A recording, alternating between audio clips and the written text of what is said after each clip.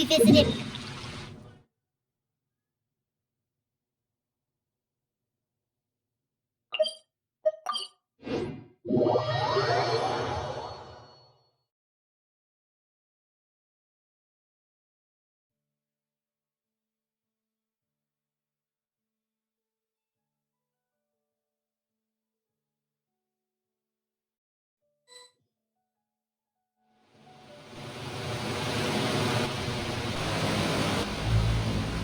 Hey, Traveler, Paimon.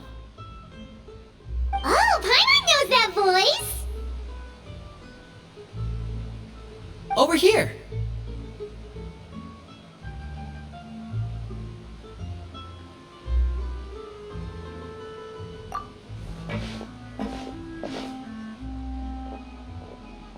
To borrow one of the more popular turns of phrase at the moment, this appears to be quite the fated reunion.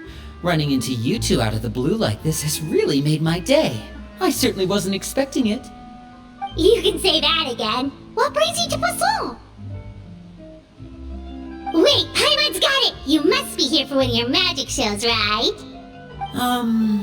Actually, we've run into a bit of trouble on the home front, so Father arranged for us to stay in Poisson for the time being. Oh, are Lynette and Fremine here too?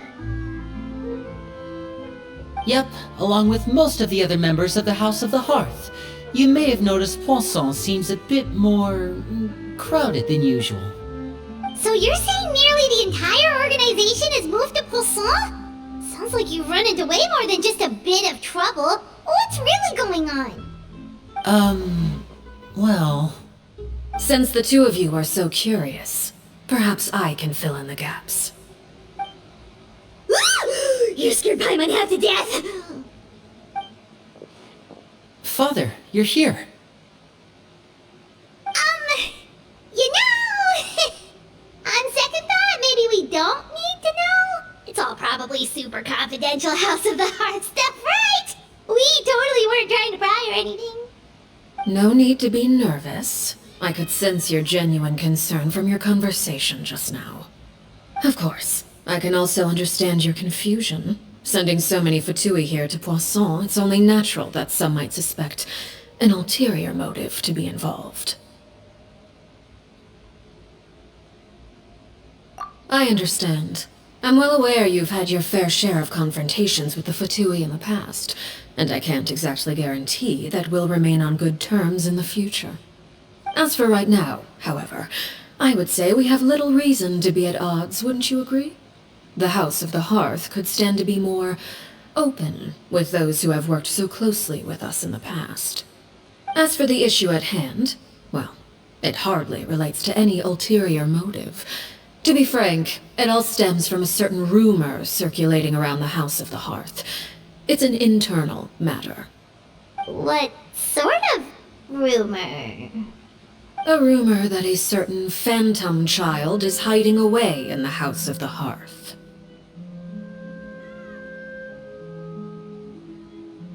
A phantom child? Ooh, just hearing the name is giving Paimon the creeps. A spirit that should have long ceased to exist is lurking in the shadows of the House of the Hearth. So I decided to bring the children to Poisson before continuing to investigate the situation. I expect I should be able to track down the spirit fairly quickly. After that, it's just a matter of resolving the situation, if you will. It shouldn't be much trouble at all. If you're curious, or if you still have some concerns, it might be advisable to stick around for a few days. I'm sure the children would be exceedingly pleased to welcome some visitors. Lenny, I'll leave you to entertain our guests. I have some matters to attend to. Of course, Father.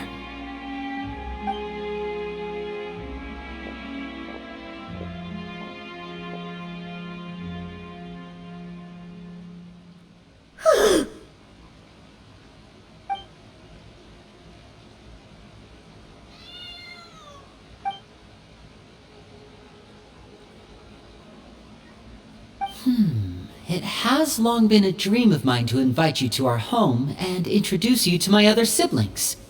You're quite well known in the organization already. A lot of people have been talking about you, especially after everything with the prophecy. If you're willing, why don't you stay a while and have a little chat with us? Alright. We don't have anything else to do right now anyway. But let's be clear, we're just gonna be there as guests, okay? Don't get any funny. Oh, wait a second. For your guests, that probably means we'll be treated to lots of yummy food, right? Of course. During our stay in Poisson, we've been helping out the locals with some fishing. We bring in quite the bounty every day. In fact, today is the perfect chance for me to show you what I can do in the kitchen. Let's go. I'll take you to where we're staying.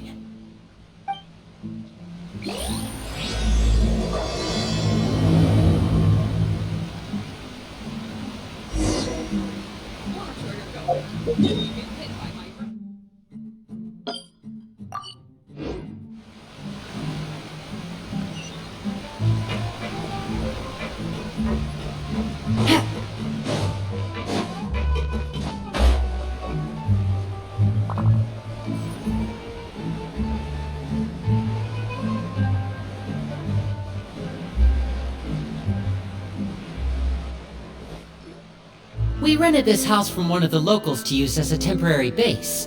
I'll come back later and tidy up a bit. After that, it should be all ready for you to stay in tonight. Awesome, thanks! So, where are we off to now? Well, when I happened to run into you two earlier, I was actually in the middle of distributing some supplies. With this many people staying in Poisson, we have to bring in outside supplies every now and then. I should probably make sure the rest of these provisions get delivered, otherwise people might start to get antsy. Okay, we'll come with! There are all sorts of rumors about your organization floating around out there. Paimon's not sure if she could even take a wild guess as to what's true and what's not. But now that we finally have the chance to see a day in the life of the house, we can take a good look at how you operate! Well, you're more than welcome to come along. Just follow me.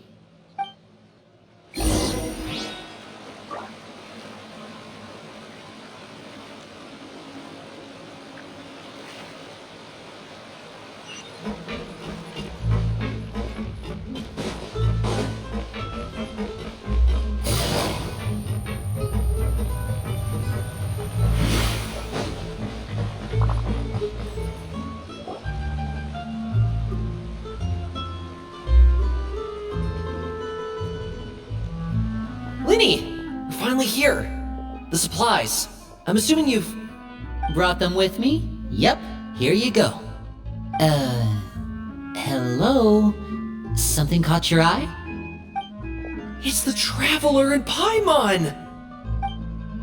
No way! Come here, everyone! Hurry! The Traveler and Paimon are here!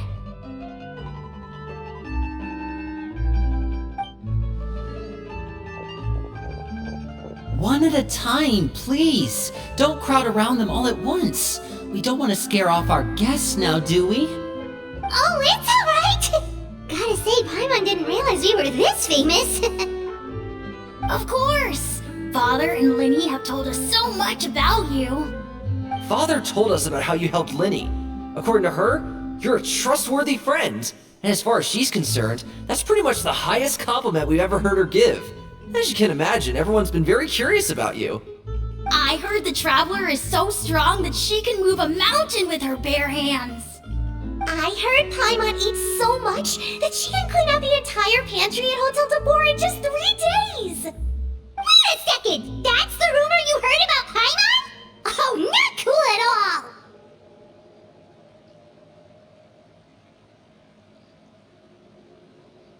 Oh wait, when guests visit, you're supposed to give them gifts and stuff, right? Oh, we don't need something like that. Besides, we don't have anything to give to you! Come on, we insist! I can give you some of my new potions. Just pick your poison. And by that, I mean medicine or actual poison. I've got both. Huh? Or maybe Shaplo can teach you guys about stealth! He's super good at it! He's never been caught! Ah, now that's not a bad idea. I know you usually prefer to fight head-on, but it never hurts to expand your bag of tricks, right? When it comes to eliminating your enemies, staying quiet can go a long way. Trust me, I would know. I was poisoned not too long ago, and I'm still dealing with the after effects. so I'm not quite as good as I was before, but I can still give you some pointers. Wait, when you said gifts, I didn't think you meant poison and stealth tactics. But those are the best things we can give you. You don't like them? Ooh, how about this? Tell me the name of someone who really annoys you, and we'll teach him a lesson for you. Alright, Fold, Selwar. I think that's enough suggestions for now. When it comes to being a good host, it's the thought that counts. You don't need a physical gift to make our guests happy. In fact, pestering them with suggestion after suggestion might make them more annoyed than anything. I would say your enthusiasm has certainly gotten across. Really?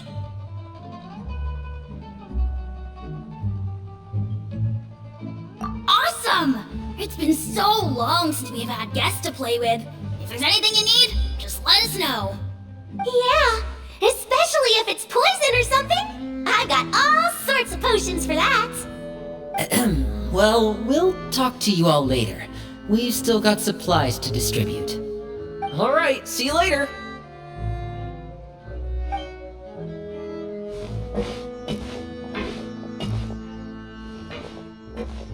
Bye!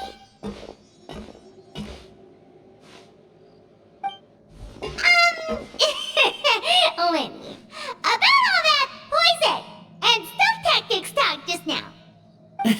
Scared you, did it? That kind of talk comes with being part of the House of the Hearth. When Foltz was really young, he strangled all of his family pets, just out of curiosity. He was labeled a dangerous problem child and was abandoned by his family. Elwar has an unnatural obsession with potions. Father has forbidden her from trying all the different concoctions she comes up with, but she still tries to test them in secret. You really have to keep an eye on that one. Chaplot is around my age. While I'm mainly responsible for collecting intelligence, he handles surveillance. He's very passionate about his work and has no reservations about taking on some very difficult missions. I know you two probably aren't used to that kind of talk, but I can promise you they only had the best of intentions. Things like stealth tactics and developing different poisons, they really mean a lot to them. They were just trying to share the best of what they could offer, that's all.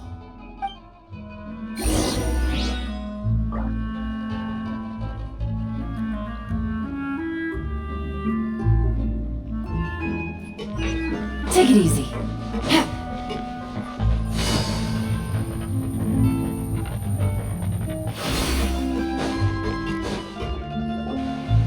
Filial, supplies are here.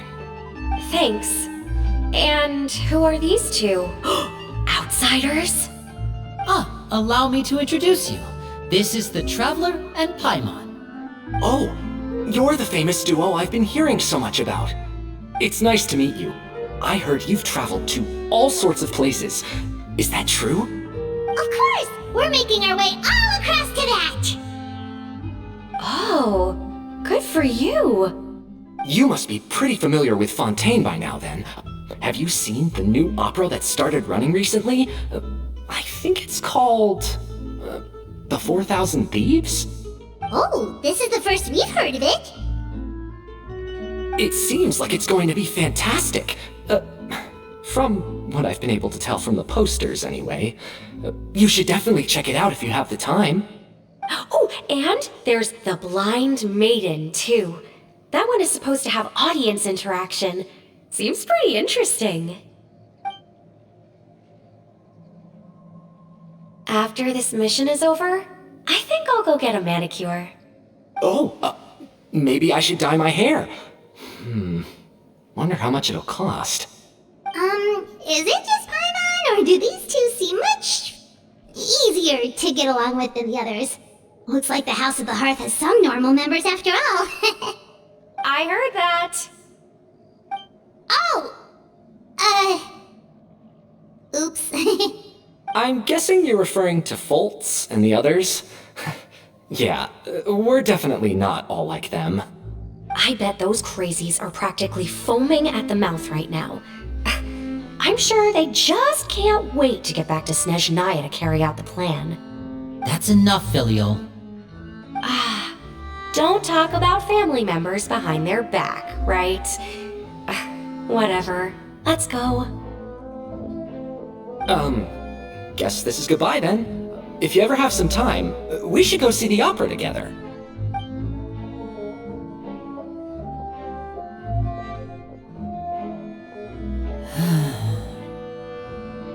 Well, that's it for the supplies. We should probably head back as well.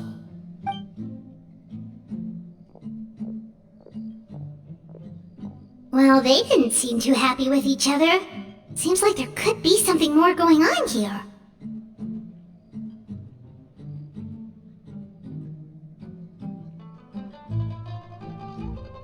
You're right. We're only here as guests after all. Oh, Lenny's getting super far ahead. Come on, let's catch up!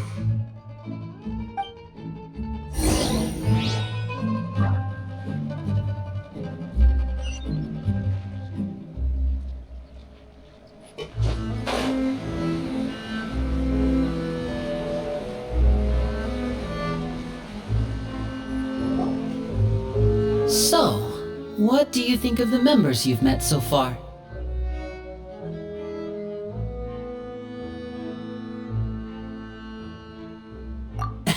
Well, Father is always encouraging us to be strong-willed and independent.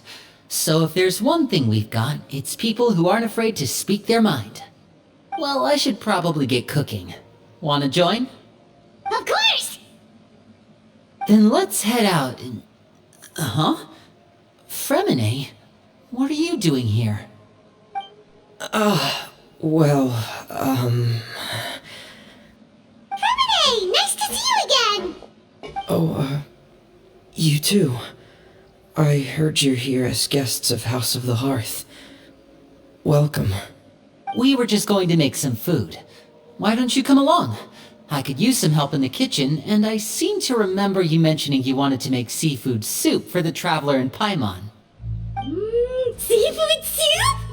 Oh, Paimon's drooling already. Were you looking for something just now, Fremine? Maybe I can help.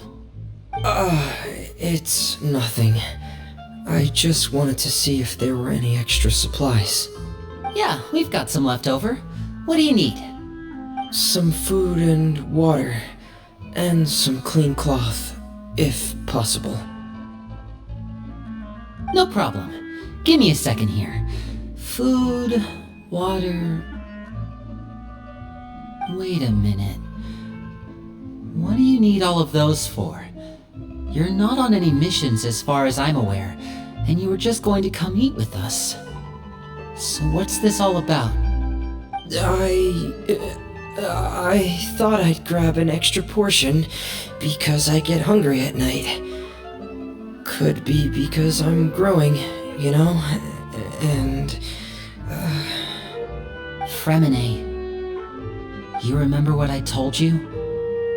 You're not like me. Your lying skills still need some work. Tell me what's going on. Is it really bad enough that you have to keep it from your own brother? Maybe it'll be better if we gave them some space.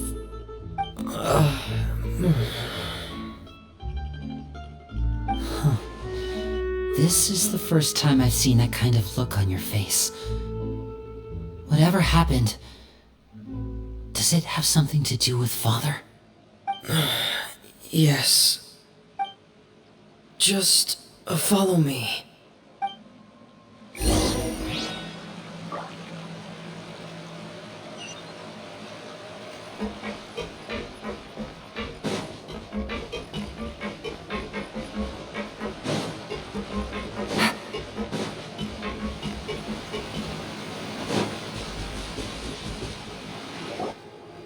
You're back! Oh, and you've brought some friends with you this time! Hello, my name's Lenny. I grew up in the House of the Hearth. And you are? Hi, Lenny. I'm also a child of the House of the Hearth, just like you. You can call me Clairvy. Clairvy? It's nice to meet you. Does that name ring any bells, Lenny? No, not at all. That's not a name we have on our roster, I'm sure of it. What I'm not sure of, though, is how she managed to sneak in. She must be the phantom child Father's been searching for. From the looks of it, I'm guessing you were the one that found her, Fremine. You, haven't told Father, have you? No, I haven't told anyone. I've just been keeping her hidden. For how long? About half a month now. So ever since we got to Poisson, then, do you have any idea what you're doing? I know what I'm doing. Really? 'Cause from where I'm standing, it looks like you're hiding the very person Father has been trying to find. If Father finds out about this, everyone involved is going to be punished. You know the rules of the house, Fremine. I know you do. Father doesn't tolerate any form of betrayal. So why are you doing this? I've thought it through. And I just can't hand her over like that. Linny, don't you remember last year? Chaplot nearly died after getting poisoned during that one mission. He wasn't able to get back before the poison started taking effect, and not a single person was there to help him. That night, while I was sleeping, I heard a voice telling me to go save him. I opened my eyes, but I couldn't find the source of the voice. I thought maybe I was just hearing things, but I went to look for him anyway. Luckily, I got there with enough time to save his life.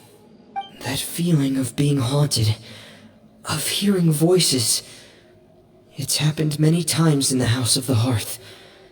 I'm sure you've noticed. So what you're saying is, that was her?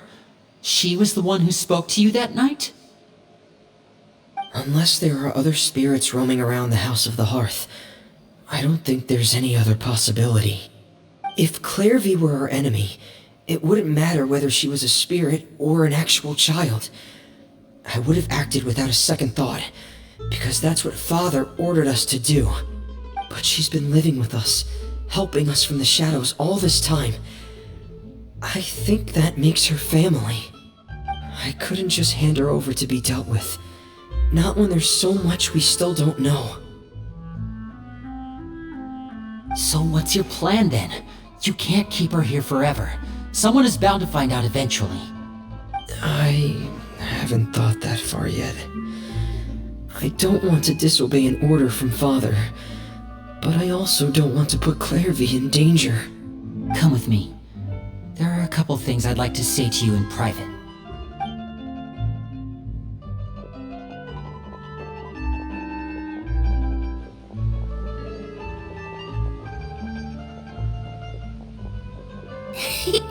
Those two sure care a lot about each other. Well, they got a funny way of showing it. From where Paimon was floating, it sure seemed like they were about to bite each other's heads off. No way! They have a really deep bond! I could tell right away, because I also have a friend like that. I just don't know how long that kind of bond can last. The darkness in the house runs deeper than you can imagine. No one can get out alive. I'm sorry, Linny. I really didn't mean to drag anyone else into this. Oh really? You didn't mean to? 'Cause I for one wish you did. Huh? What do you mean? You know, when we were younger, you didn't call me Linny. You called me brother, just like Lynette. We grew up together, the three of us. We were all orphans, all rescued by Father. Of all the siblings in the House of the Hearth, I think our bond was the closest. Later on, when you started calling me Linny, I wasn't actually surprised. After all, Lynette and I are related by blood. We've had to depend on each other to survive long before we joined the house. Linny, The darkest and most difficult moments of my life happened before you and I had ever met. I'm sure that's true for you as well. Even so, Fremine, we've stood by each other for all these years now, and to me, that means more than blood. You and Lynette are the most important people in my life.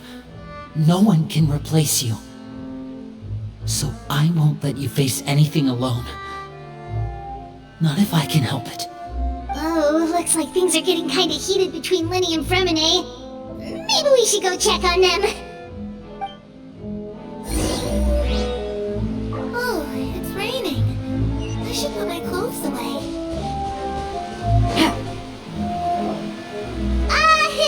Hey you two! Hope we aren't interrupting anything. Like a fight, or... Oh, wait a minute, Fremine. You're not crying, are you? Is everything alright? Everything's fine. Thanks for asking. Well, we're all friends here, right? We've been through so much together, so if there's anything we can do to help, just say the word. It's just a small family dispute. It's not something our guests should trouble themselves with. In fact, it might be better if your stay ended here.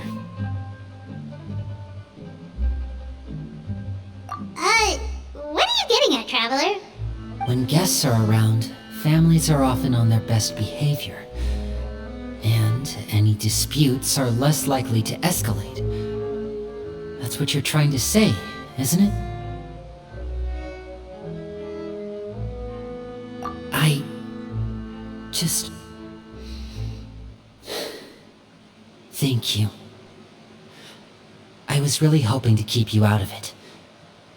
But even if I could think of some other reason to turn you away, I'm not sure I could convince you.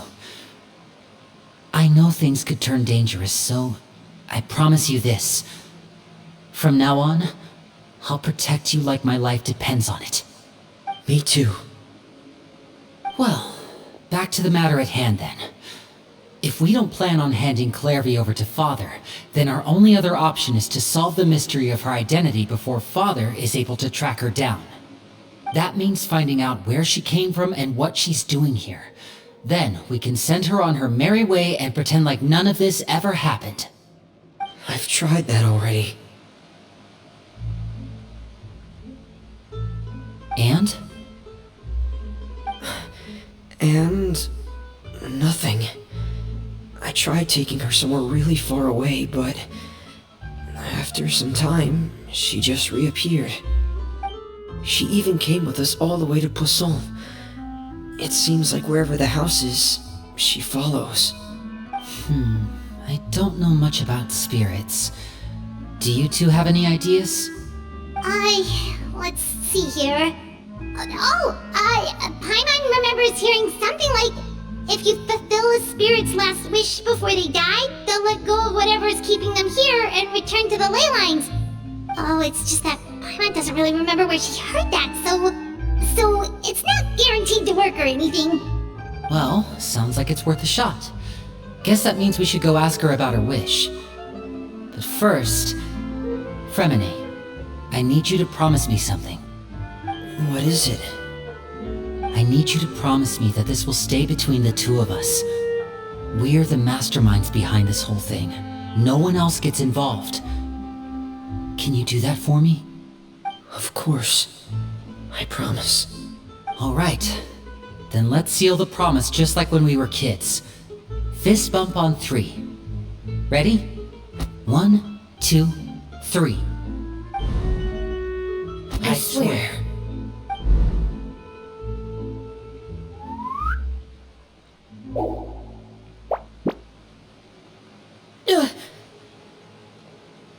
Whoa! Lynette! But what a surprise! What brings you here, dear sister? And, when exactly did you get here?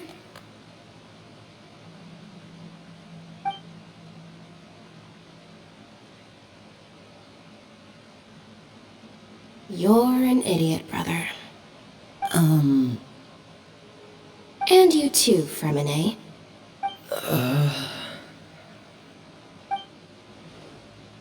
You 3, Traveler. And you 4, Paimon. Wait, what did we do?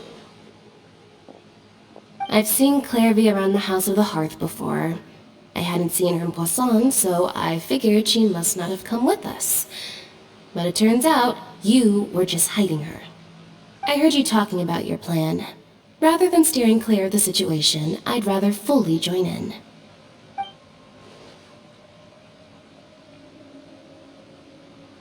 If you don't agree, I'll have no choice but to report everything back to Father. Simple as that. You're not giving us much wiggle room here, Lynette. Well, I guess we're all in this together then. After we talk to Clairvy, we'll figure out our next move. There's no time to lose. Let's go.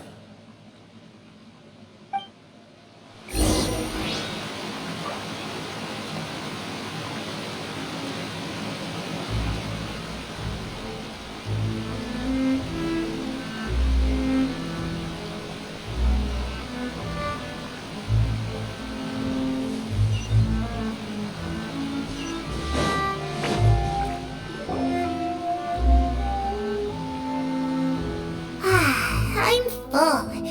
Thank you for bringing me this food, you guys. She said she's full, but the food doesn't look like it's even been touched. That's right. Based on what I've been able to observe, it doesn't seem like Clairvy can interact with the physical world at all. Still, when she's presented with food, she'll always linger around it for a good little while.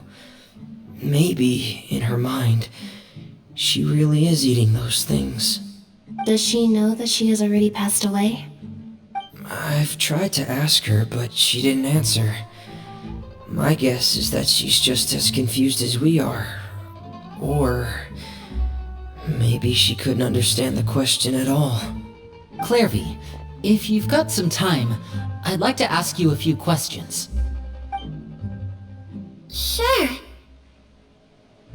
Oh, another new friend. Hi, I'm Clairvy. Hello.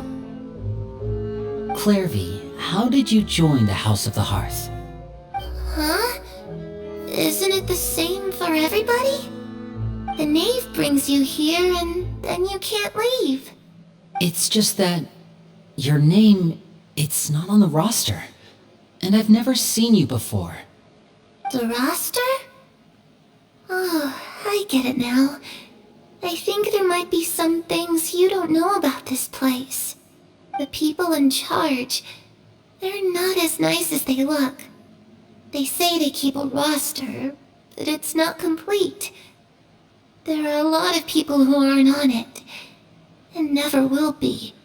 In this house, some people are family, and other people are just test subjects. Those kinds of people aren't ever going to get a place on the roster, unless it's the roster of people who've been executed. Wait, does that mean the knave... She... Is there anyone that can vouch for you? Perry, she's my best friend. She's the only one I trust in this place. Have either of you heard of that name before? No. Me neither. Clairvy, Perry. Neither of those names are on the roster. But it seems like she's telling the truth. Either that, or this kid's already got a bag of tricks bigger than mine. Maybe we should try a different approach. Clairvy, do you have a wish? A wish? It can be anything you want. Just imagine. It's your birthday, you're blowing out the candles, and your wish is...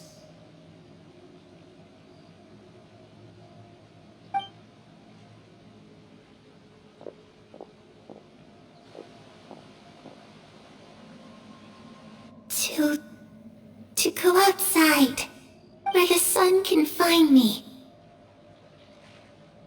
That's... it? Well, that sounds easy enough.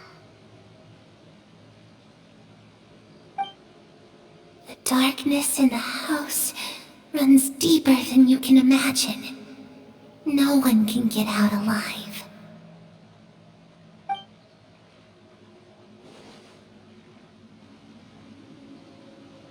Okay, Time to divide and conquer. Listen up. I've got a plan.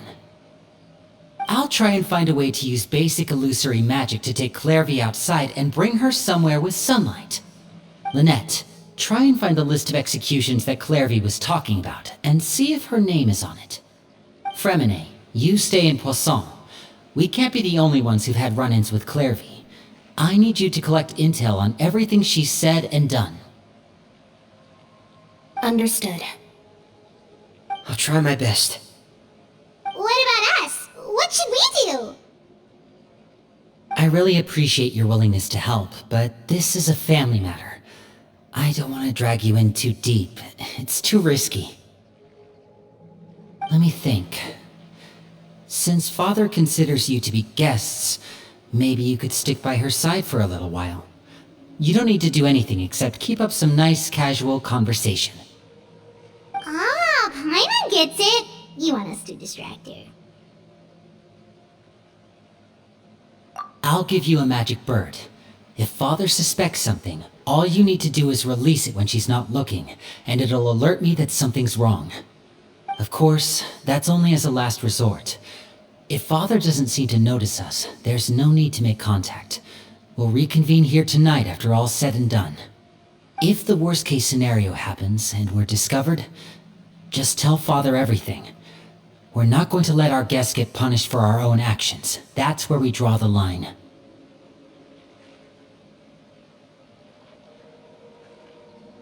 You too. Okay, this is where we part. Father should be at the beach nearby.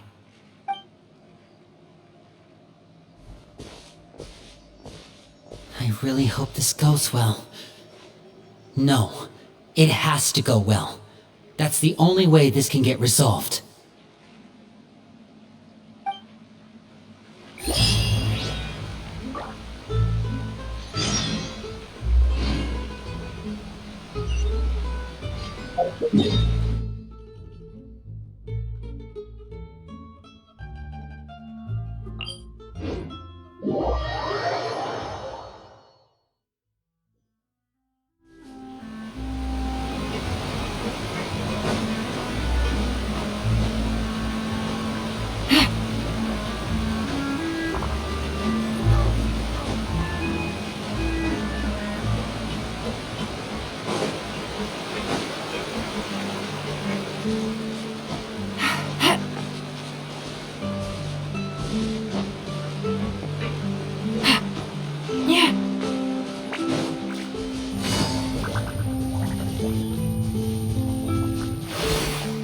Take it easy. It's the knave! And... child! Hey, aren't you supposed to be in Snezhnaya recuperating? What are you still doing in Fontaine? Oh, it's you two. I didn't expect to run into you here. I was unconscious for quite a while after the fight in the Primordial Sea. After I woke up, I realized I was being taken back to Snezhnaya, and well, I couldn't have that now, could I? Not when I've still got unfinished business here in Fontaine. So, I mustered up all my strength and made the journey back on my own. What sort of unfinished business are we talking here? It has to do with Skirk, my master. I really wanted to meet up with her, but by the time I got back, she'd already left. I still have so many questions for her. Without any other leads, all I could do was ask the knave to help me track her down. She must have left behind some traces from her time in Fontaine. Oh, okay, so have you found any clues? Unfortunately, no. While the House of the Hearth is adept at collecting all manner of intelligence, certain existences can still manage to escape our purview. Basically, unless Master feels there's a need to meet with me, she's not going to be found. But that problem has an easy fix. I just need to become stronger, and then... Paimon thinks you should focus on getting better first. The worst of it is over. It's all thanks to that one kid from the House of the Hearth. Elwar, I think her name was. She gave me a bunch of random potions to drink. They didn't go down easy, let me tell you. pain and chills all over. But they really did help speed up my recovery. And that's good, because it looks like I really do have to head back this time. The old man's been putting the pressure on me. He sent someone to tell me I'm needed for some sort of project. Project Stuja? Yeah, that's the one. I heard Regrader's involved too.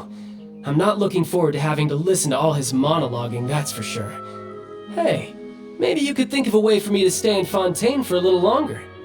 Helping Linny and the others brush up on their fighting skills would be far more interesting. If you and I could spar, that would be even better. I've been waiting for a chance to see you go all out. And what a sweet little daydream that is. But I also have a role to play in all this. I'll be leaving Fontaine shortly as well. Besides, considering how little they see fit to step outside the homeland, being called on to return to Snezhnaya by such illustrious dignitaries, what a great honor. Wouldn't you agree? One I could do without, I'd say. Is it just Paimon? Or does it kind of seem like they're... So, dear guests of the House of the Hearth, to what do I owe the visit? Well, we just...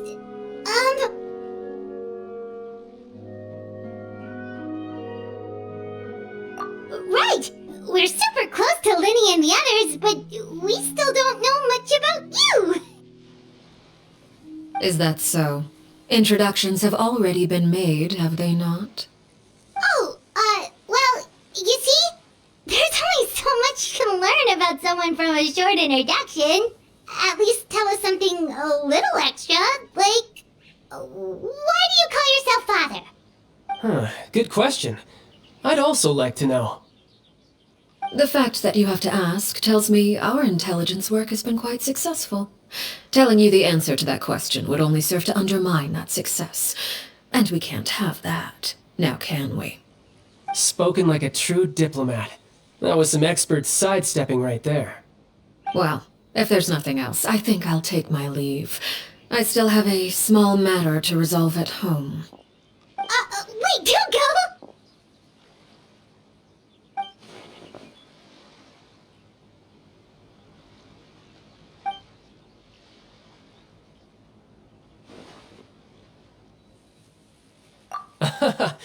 I'd also like to hear the answer to this. I've met some of the members of your organization, and they all seemed like really good kids. They actually reminded me of Tonya and Tusser. Which, by the way, if you ever betray them, I'm just letting you know, I won't let you off easy. And why would I betray them? Well, you've already betrayed the House of the Hearth once, haven't you? At least, that's what I heard.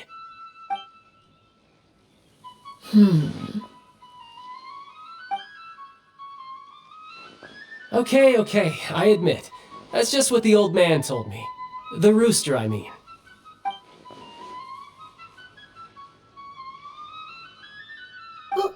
Wait, did you really do something bad to those kids? Never mind what I've done. I'm more curious as to what the mighty rooster had to say. Care to enlighten me? Well, nothing much. Just some stuff about you taking out many other members of the House of the Hearth, and even going so far to attack your own family. I see. Oh, based on your reaction, I'm guessing it's all a bunch of lies. Hardly. I don't appreciate his particular turns of phrase, but I suppose he didn't say anything untrue. Although, it would be more accurate to say that there is a certain level of prejudice involved, but I don't intend to clear that up just yet. Prejudice has a funny way of concealing the real truth behind certain things, an attribute that I find to be quite advantageous. Call yourself a Fontainian, for example, and people will assume all sorts of things, when the real truth is that this is simply the land where I was raised. Huh? You're not actually from Fontaine? But then why did you try to help out with the prophecy and everything? I was trying to protect the children born in Fontaine. Claiming that I myself was a Fontainian simply made it easier to operate. People would hardly suspect a fellow Fontanian of having any ulterior motives. Who wouldn't want to save their homeland after all? The primordial sea wouldn't have any effect on me, but it would have caused great harm to the House of the Hearth. Well, you wanted extra information, didn't you? There you go. I hope that satisfied your curiosity.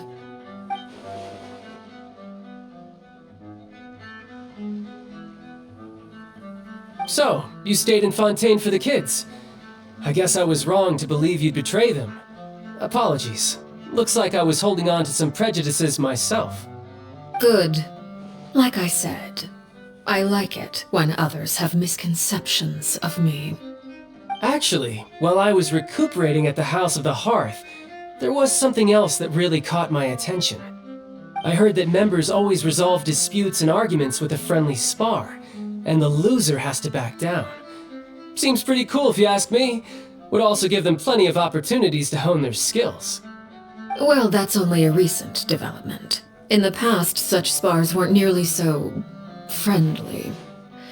The losing party would lose everything, including their life. They were that high stakes?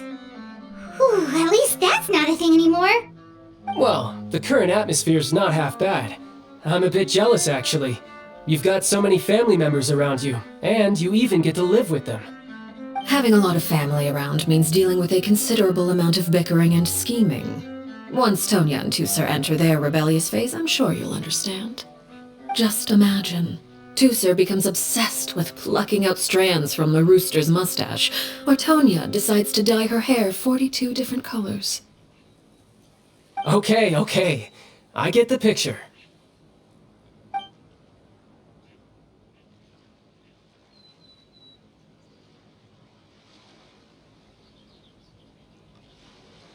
Well, would you look at the time? I should probably get going. Traveler, Paimon, I'm not sure where our paths will cross next, but the next time we run into each other, we should definitely try and find some time to spar. Again,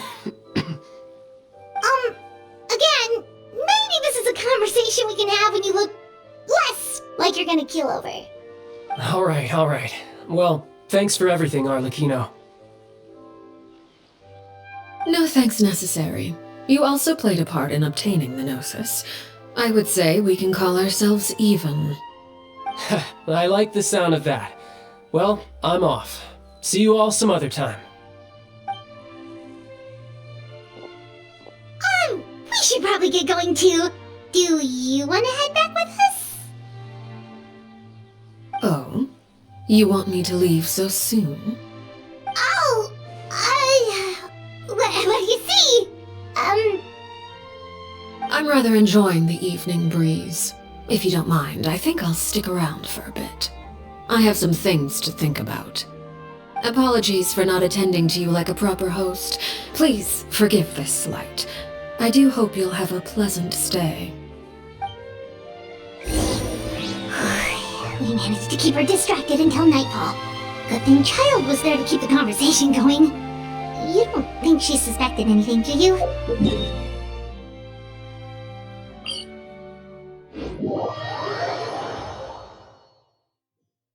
Oh, I wonder if Liddy ran into any issues.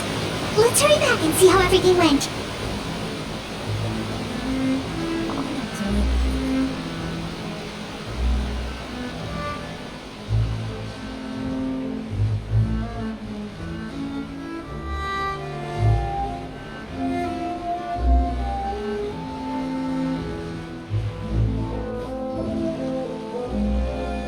Liddy, how did everything go? Well, long story short, we ran into a small issue. Clairvy can't go into the sunlight.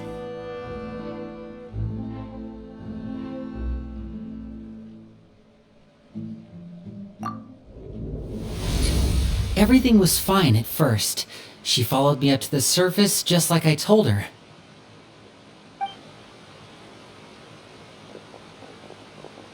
But as I led her out of the shadows and into the sunlight, she vanished. I turned around and there she was, standing at the edge of the shadows, silently watching me.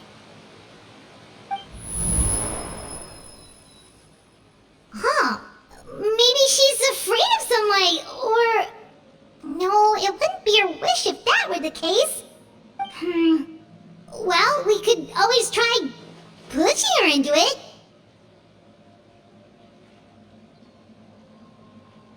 Oh, true. I've pretty much tried it all already. Nothing worked. Eventually, the sun went down, so all I could do was bring her back here. How did it go with you, Lynette? Good. I've got the list. It's right here. Really? Well, what are we waiting for? Let's take a look!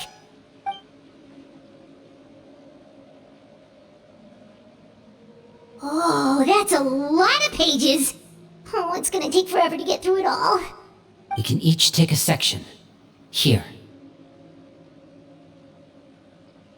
La Pouillade, L'Endroit, Chambert, Horaire.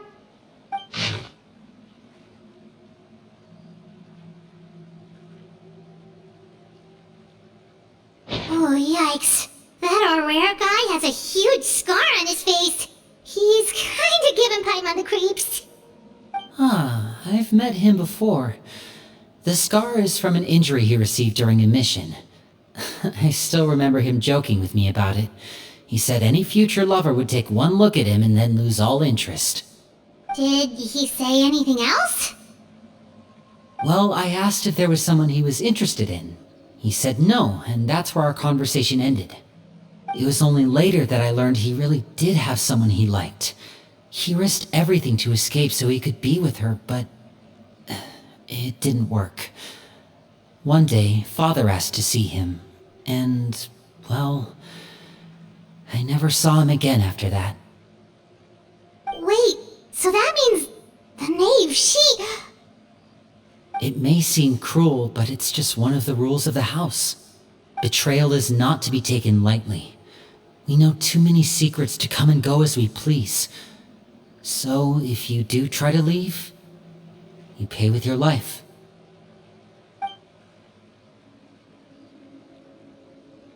Her name's not here, huh?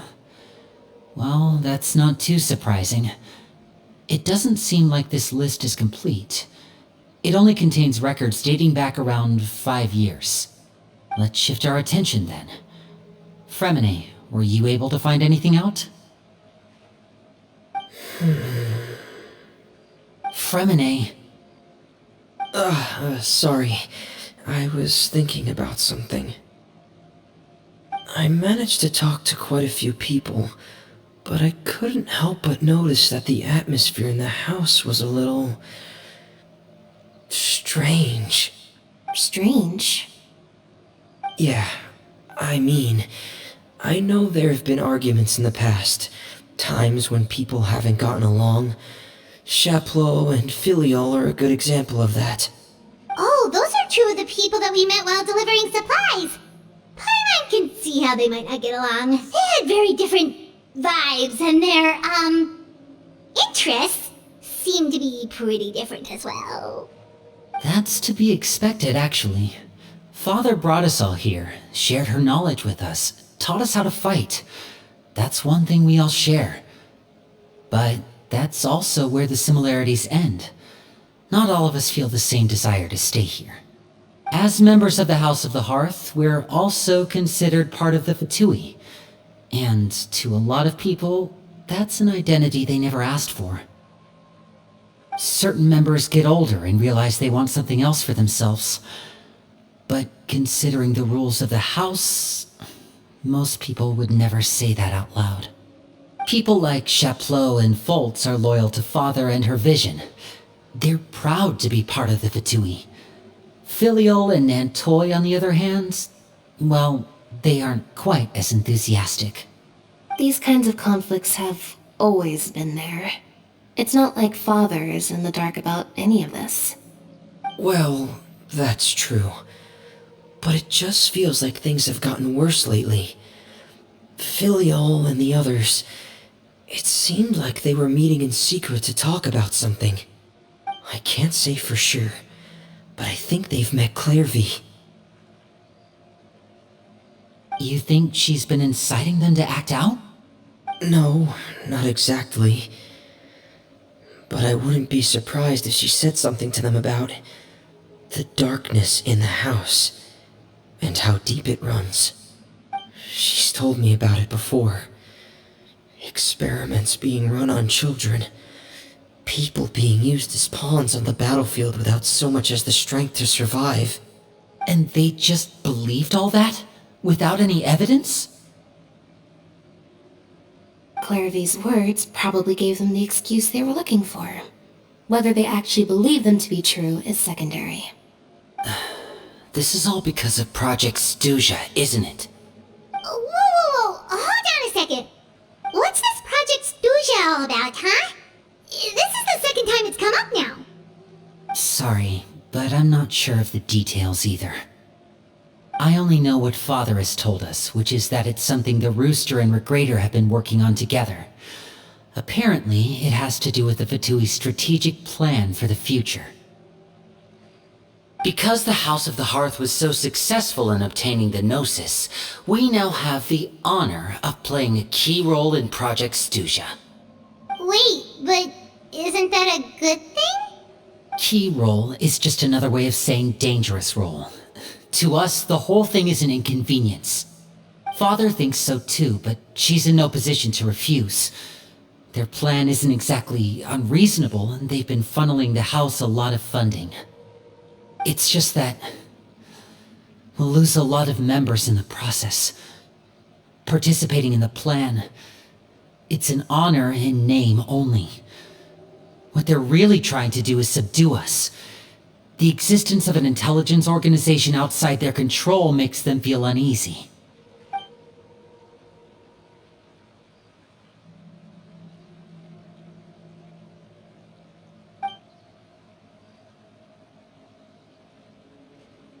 Okay, super complicated top secret Fatui business aside, what does all of this have to do with the conflicts you were talking about earlier? Paimon doesn't get the connection.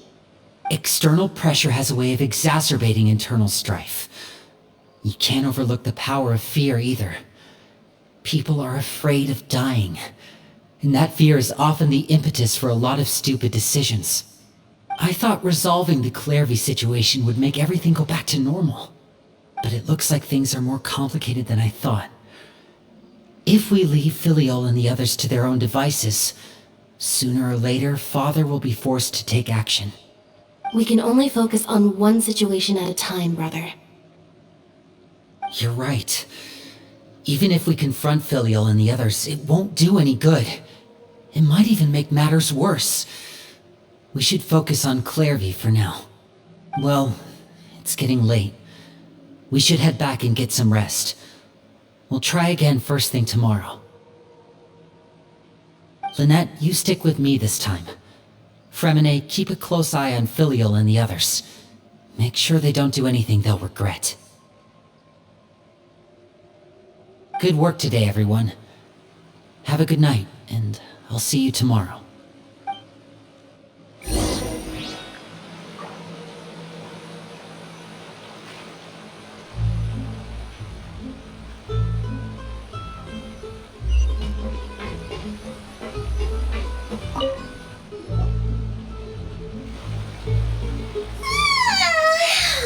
Paimon was looking forward to an early night, but she can't sleep at all.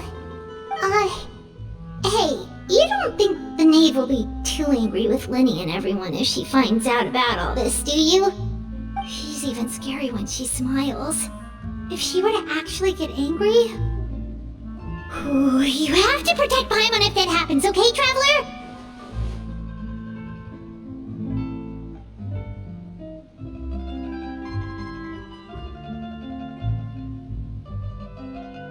Oh, well, in that case, we should just plan on running away. We'll grab Linny and the others and we can make a break for it as fast as we can. Look! Look over there!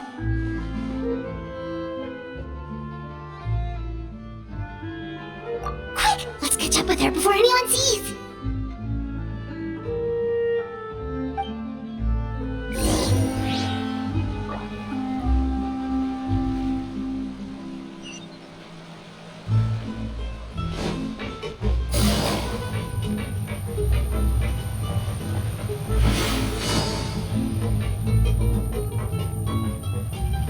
Over there!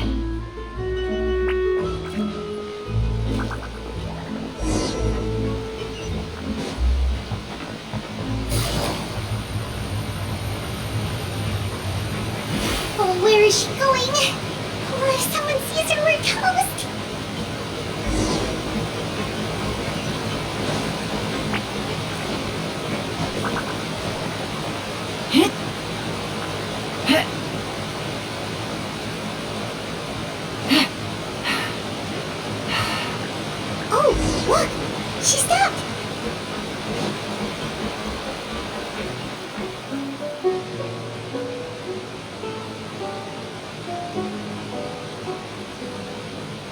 Clairvy! Shh. I opened the window while no one was looking. Look how pretty the outside is.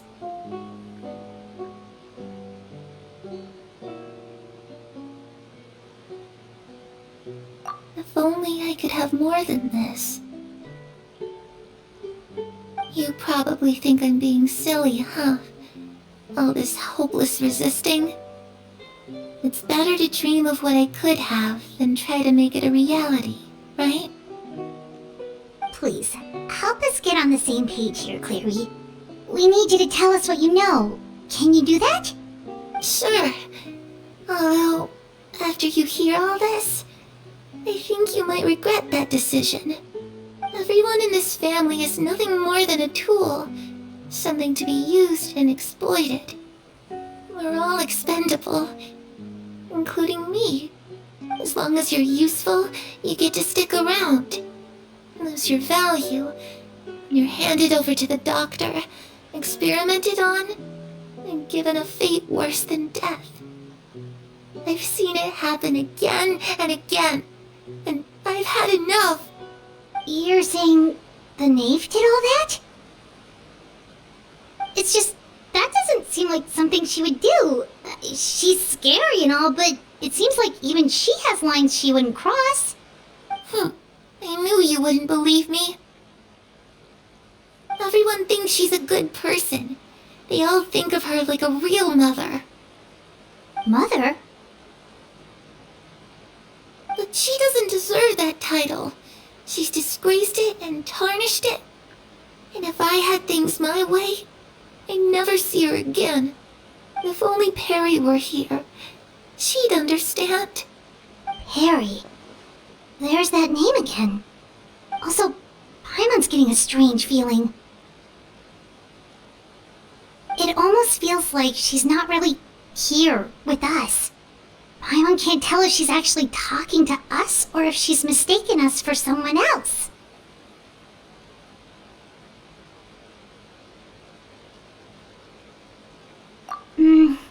Well, in any case, it seems like she really needs someone to talk to. We should keep her company for a little longer. She looks so young. But it seems like she's been through a lot. It's getting windy. I should close the window. Ooh, look at the moon. Isn't it pretty? Hey, wanna hear a secret? I heard that if you look up at the night sky in Snezhnaya, you can see the aurora. It's supposed to be super pretty. Even prettier than the moon tonight. Perry and I promised each other that once we're older, we're gonna go see it together. But I can't find her. I'm worried she's also been... No, that wouldn't happen to her. She's special. Mother likes her a lot. I should really go talk to Mother, but we just fought. She doesn't want to see me, and I'm too scared to face her. What should I do?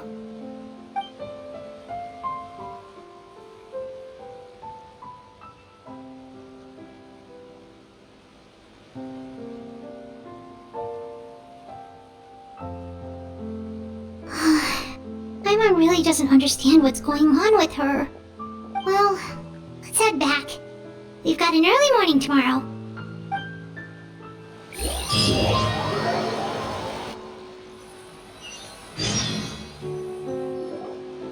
Alright, looks like we're all here. Let's go ahead with the plan.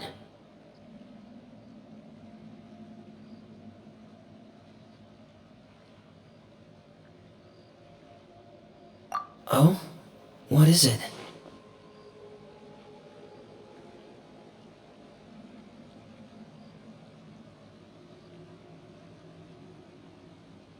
What makes you ask that?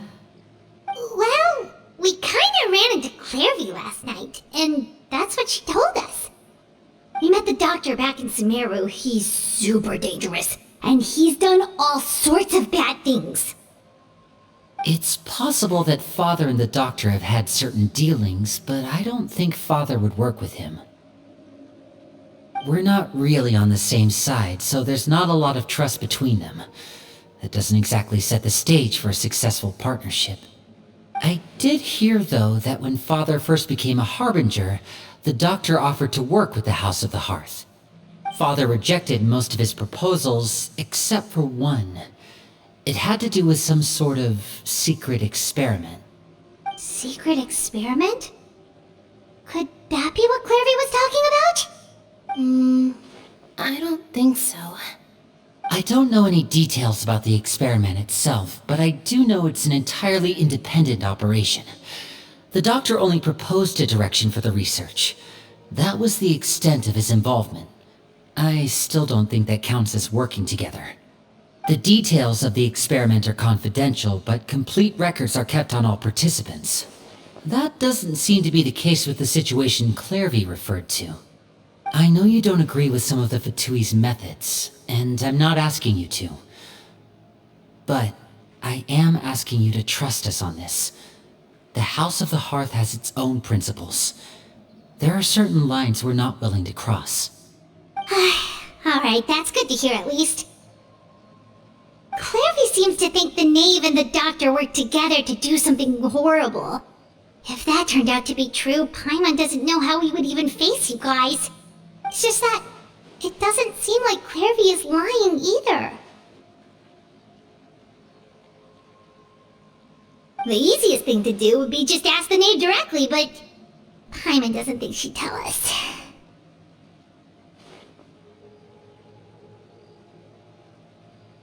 Father didn't come back last night. She's probably still near the shore. We'll be counting on you to distract her. Lynette, you're with me. Fremine, you know what to do. Be on your guard, everyone. Alright, let's get to it.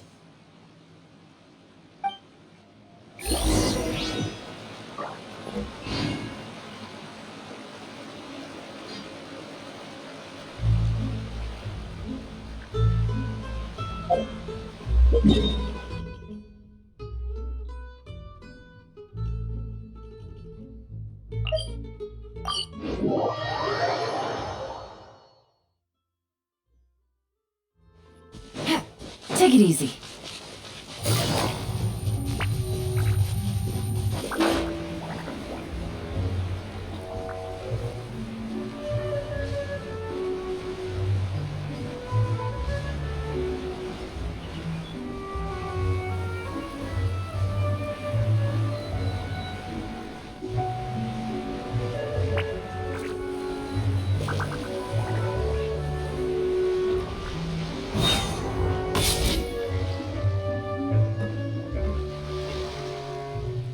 Ah, it's you two again.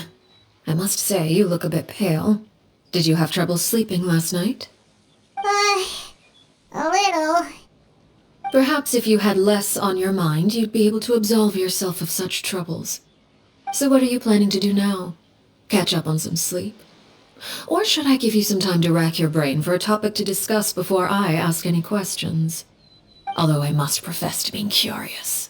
Without child here, how do you plan on distracting me? Us? Distract you? A good one. But no, we were just here for a chat. Looks like you could have used some extra time to think. No matter. If you don't have any other plans, why don't you accompany me somewhere? Don't worry. I'll be sure to steer clear of any scheming children. The ocean breeze is sure nice today.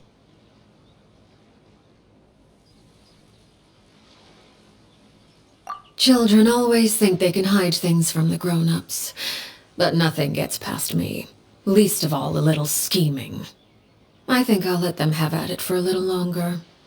I can be very patient. Well, I'll leave you to think things over. If you're so inclined, meet me outside the Palais Mermonia. Good things come to children who do as they're told. So I do hope you decide to tag along. If only for your friends' sakes. do?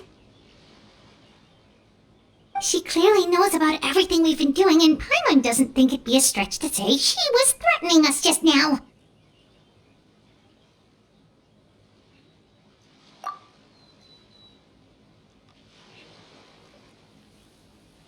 Oh, good idea. Hopefully he sees it in time. Well, we should probably head to the Palais Mermonia. Paimon doesn't want to find out what happens if we don't show up. Based on what the knave was saying just now, it sure didn't seem like it'd be anything good. Okay, then we probably shouldn't keep her waiting. It seems like Linny and the others are on thin ice, so let's do our best to not get them in any more trouble.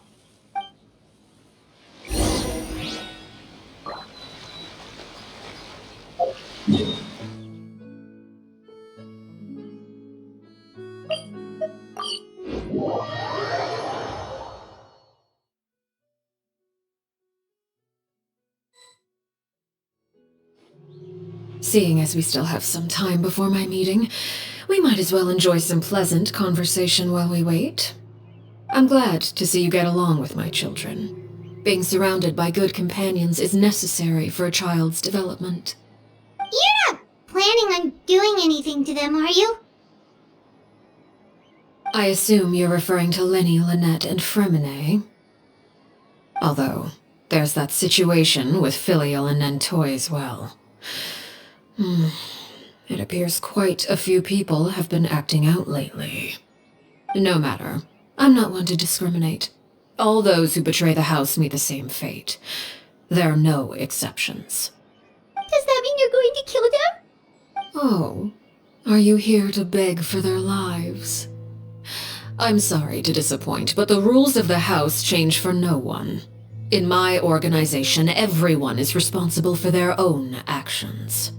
But don't you care about them at all? They really respect you. They even call you father. You must feel something for them.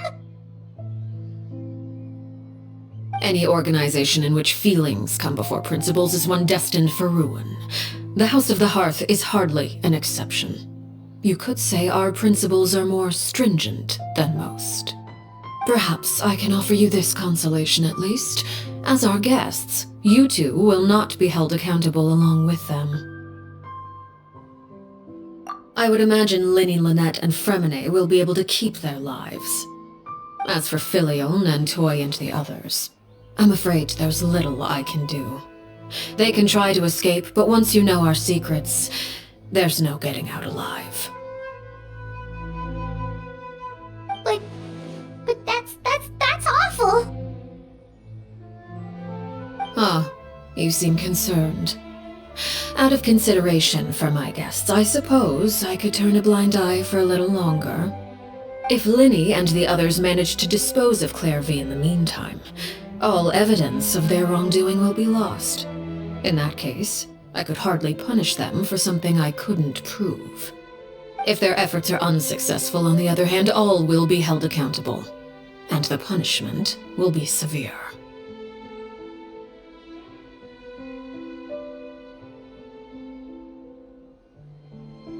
Of course. Oh, and here, I believe this belongs to you. Do try and keep better track of it next time. It takes a considerable amount of time to train a bird like this. It would be such a pity if you were to lose it. Permanently. Wait, where did you get that? Well, I'm afraid that's all the time we have to chat. Now, for the matter at hand. I asked you to meet me here because I have business at the Palais Mermonia. It has nothing to do with you, but I think it would be prudent for you to stick by my side for the time being. There will always be time later to run off and tell Linny what you've learned. Well, time to go. Looks like we wrapped things up just in time.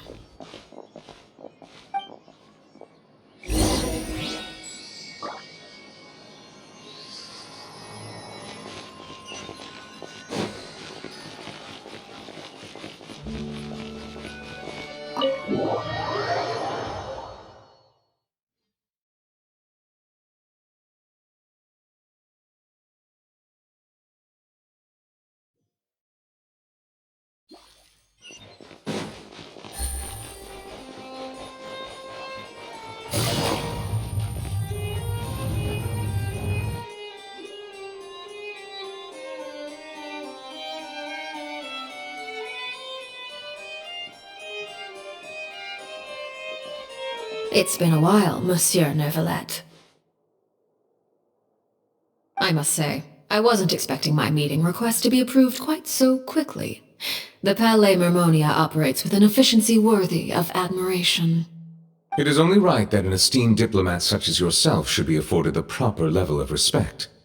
Although, if I may speak plainly, I must confess that I did not anticipate we would have the occasion to meet again after presenting you with the Gnosis. I see you brought the Traveler and Paimon with you as well.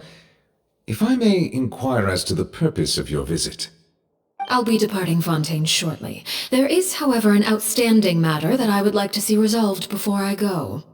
It requires a rather lengthy explanation, I'm afraid. So I took the liberty of explaining everything in this proposal. Please review it at your leisure, Monsieur Neuvillette.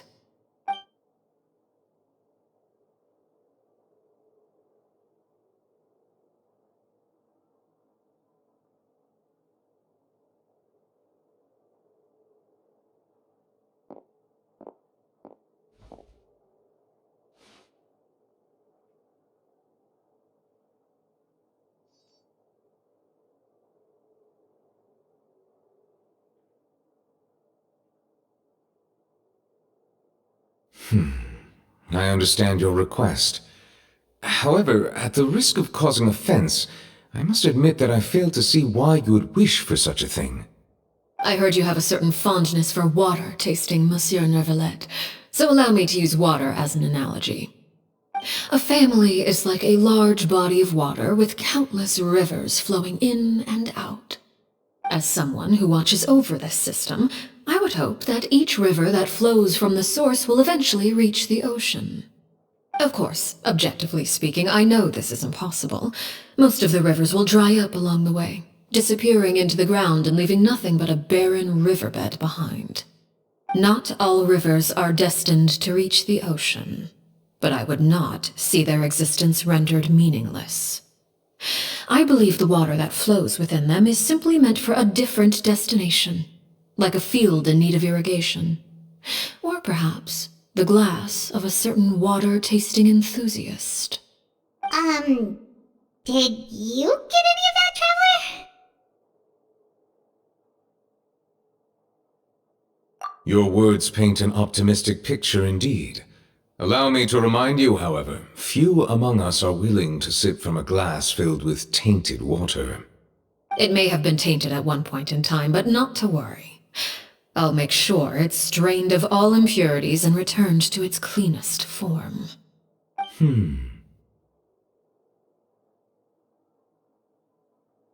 I seem to recall there being a transactional aspect to your proposal. Perhaps you could expound on that? If you accept my proposal, Monsieur Neuvillette, I will gradually withdraw my forces from Fontaine. And, unless absolutely necessary, I will no longer carry out any special missions within Fontaine. I presume I can take your words to mean that, in the future, cases similar to the Tartuffe assassination will cease to cross my desk? Tartuffe? Ah, that thief who embezzled funds from all those charities, you mean? My deepest condolences to his family, but without any evidence, I cannot imagine how the House of the Hearth might have been involved in his passing. Of course, if you accept my proposal, Monsieur Neuvillette, I'm sure certain measures could be taken to reduce the frequency of such troubles. You choose your words carefully indeed. In that case, I am inclined to accept your proposal. My thanks for your generosity, Monsieur Neuvillette. Well, with that settled, we should be going now. I took the liberty of bringing along 2 bottles of spring water from Snezhnaya for you to enjoy. I do hope I get the chance to hear your impressions. Perhaps at our next meeting, yes? Indeed. I trust you would not overlook your commitment in the meantime. All right, Traveler Paimon. Time to go.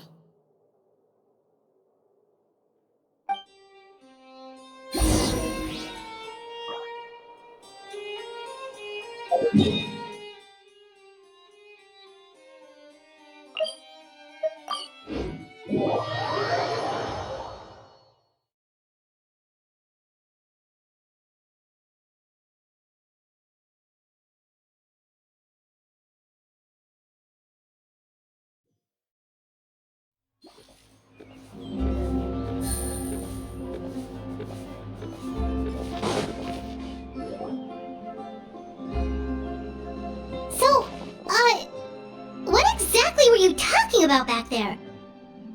Paimon only heard you mention some rivers, a large body of water, and then some kind of irrigation scheme. You really want to know? I would imagine there might be more pressing concerns at the moment. Winnie, Paimon really hopes everything's going okay. Oh, Paimon recognizes that look. You've got your thinking cap on, don't you, Traveler?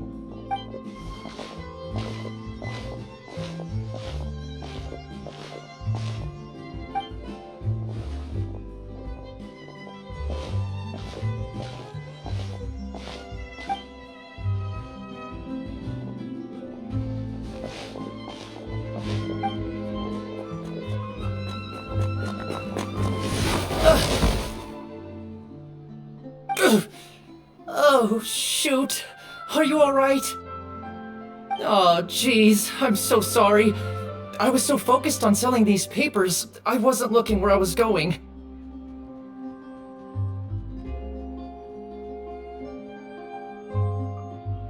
Well, let me make it up to you at least. Here, take this paper. On the house.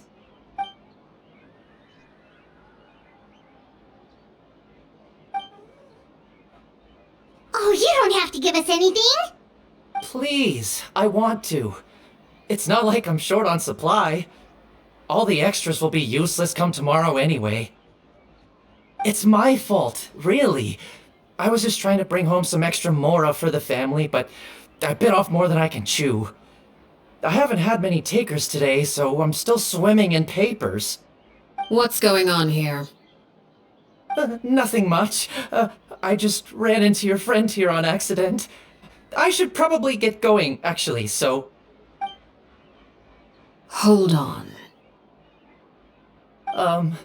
Of course, I'm happy to compensate you with mora, it's just... I don't have any on me at the moment. I'll take 3 papers. Here. Your payment. Oh! Thank you for your patronage. May the Archons bless you with good fortune. If only I had the chance to run into such generous customers every day. I should probably just take on a smaller inventory though, right? I'm getting married soon, so sometimes it's hard to not get ahead of myself. Anyway, I should head out. Goodbye! Well, now that my affairs are settled, we should take the boat back to Poisson. We've even acquired some light reading to enjoy along the way. Actually, why don't we stick around for a little longer? Paimon just realized how hungry she is. She can't head back to Poisson on an empty stomach.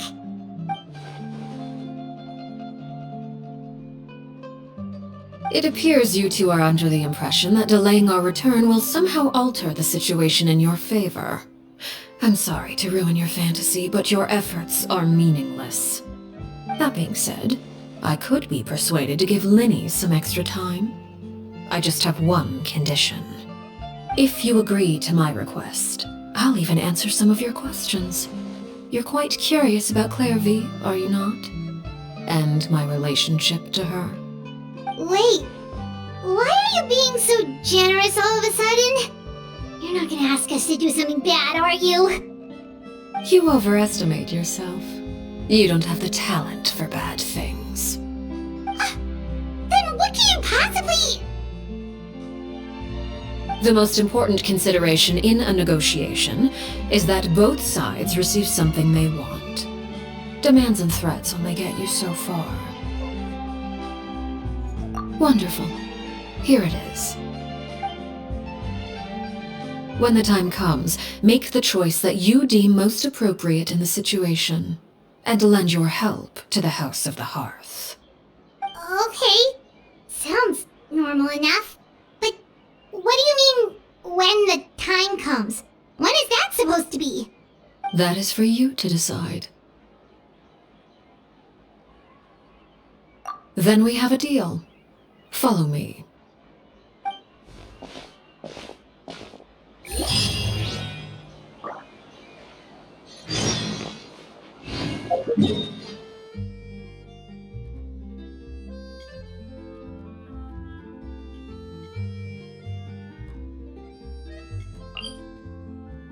Take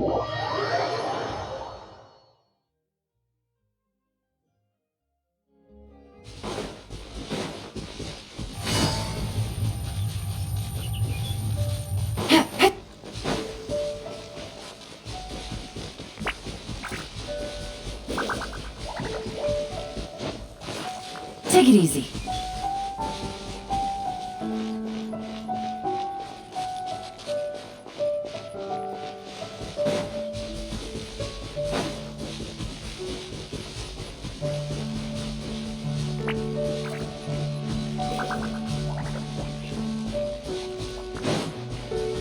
How about we explore the area ahead of us later?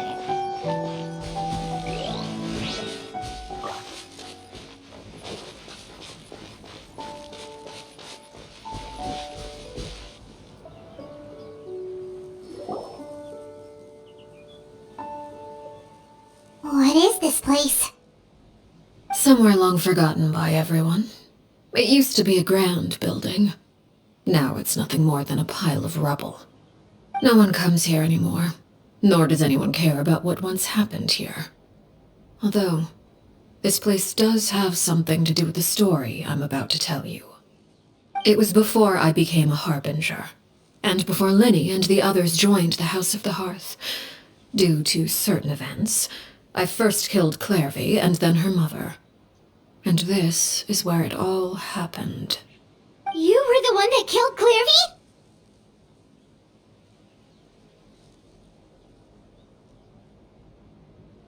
Patience now. Allow me to explain Clairvy's side of the story first. I'll start from the beginning. Clairvy was 6 years old when she was brought by her mother, Crucibina, to live in the House of the Hearth. From the outside, it seemed like a fairy tale. A thriving family made up of kind adults and friendly children. Crucibina was the knave at that time, and the House of the Hearth was under her control. She was Clairvy's mother by blood, but she was also the mother to all the children in the house. Clairvy was happy here, for a time. But she quickly realized that being part of this family wasn't a fairy tale at all. It was a kind of purgatory. Purgatory? Exactly. The House of the Hearth takes in war orphans from all over Tevat. But as for how to raise them, that depends entirely on the person in charge. Crucibina came up with a novel idea. She would teach the children to fight, force them to duel each other, and then crown as the king of the house the child who proved themselves most worthy of inheriting her title. It's difficult to estimate the number of children who died or were maimed in the process. There's little I can say about the ones who died. The ones that emerged with permanent injuries, on the other hand, well, they still served a purpose. They would be handed over to the doctor to be experimented on, or sent away on dangerous missions. Nothing more than tools to be used and then discarded. So those were the experiments Clairvy was talking about. But what actually happened to her? You said that Clairvy was Crucibina's daughter, so if Clairvy tried to convince her to stop what she was doing, Crucibina probably would have listened, right? Despite being Clairvy's mother, Crucibina cared little for her daughter. She forced Clairvy to join the House of the Hearth only as a means to demonstrate her own impartiality as a mother, to prove that she treated all her children equally. Clairvy did try to convince her mother to change her ways, but it was to no avail. After her efforts failed, the only other option was to rise up and try to fight back. Unfortunately, the other children had already been thoroughly indoctrinated into the illusion of happiness Crucibina had created. Of course, there was one exception. Someone Clairvy's age who knew the truth about the House of the Hearth. Her name was Peruere.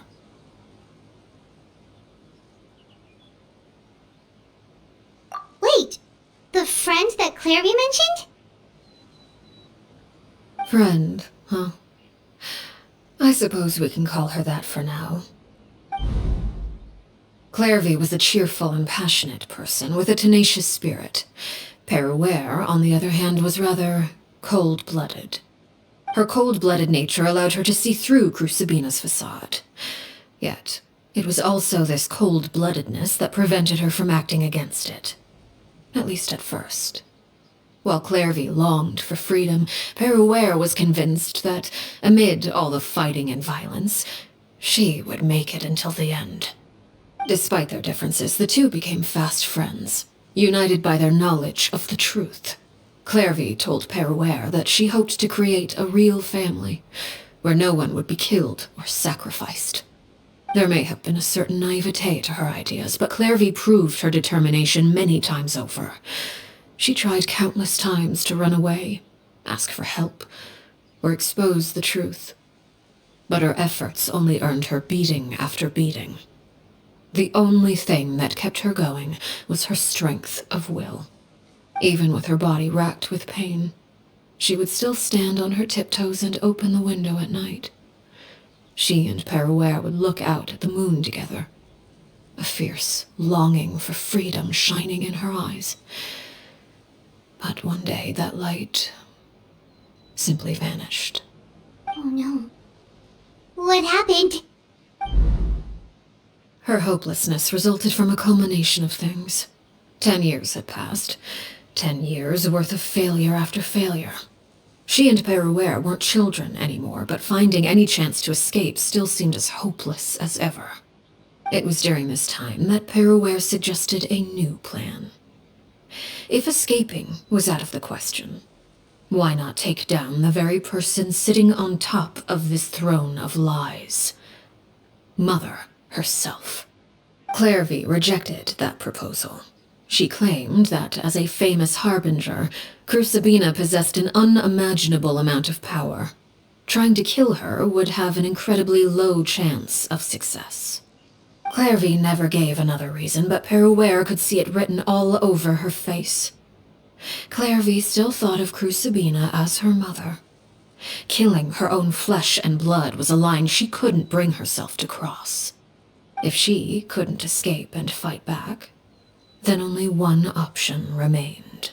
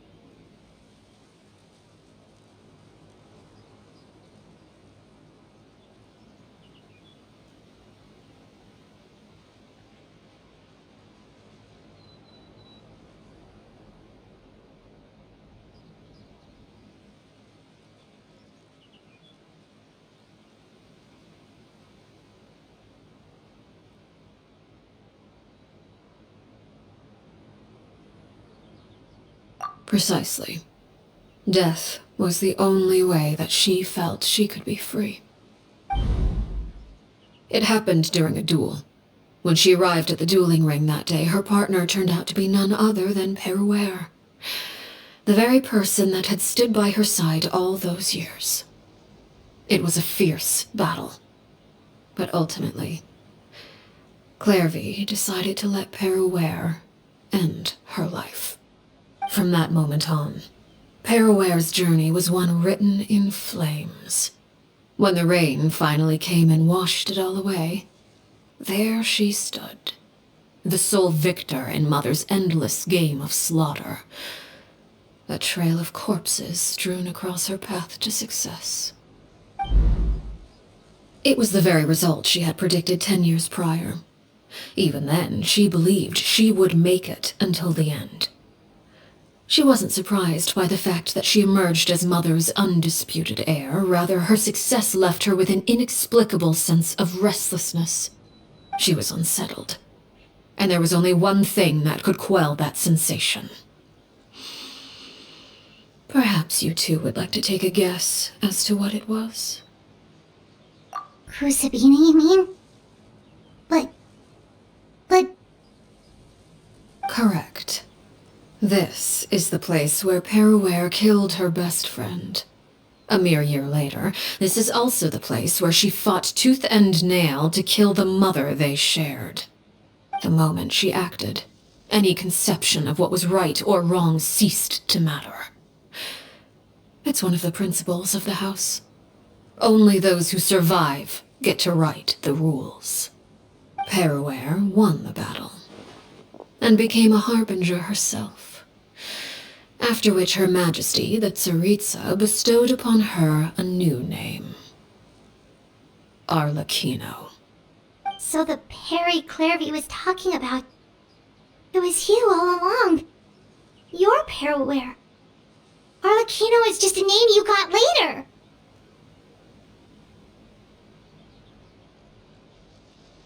I left that name behind long ago.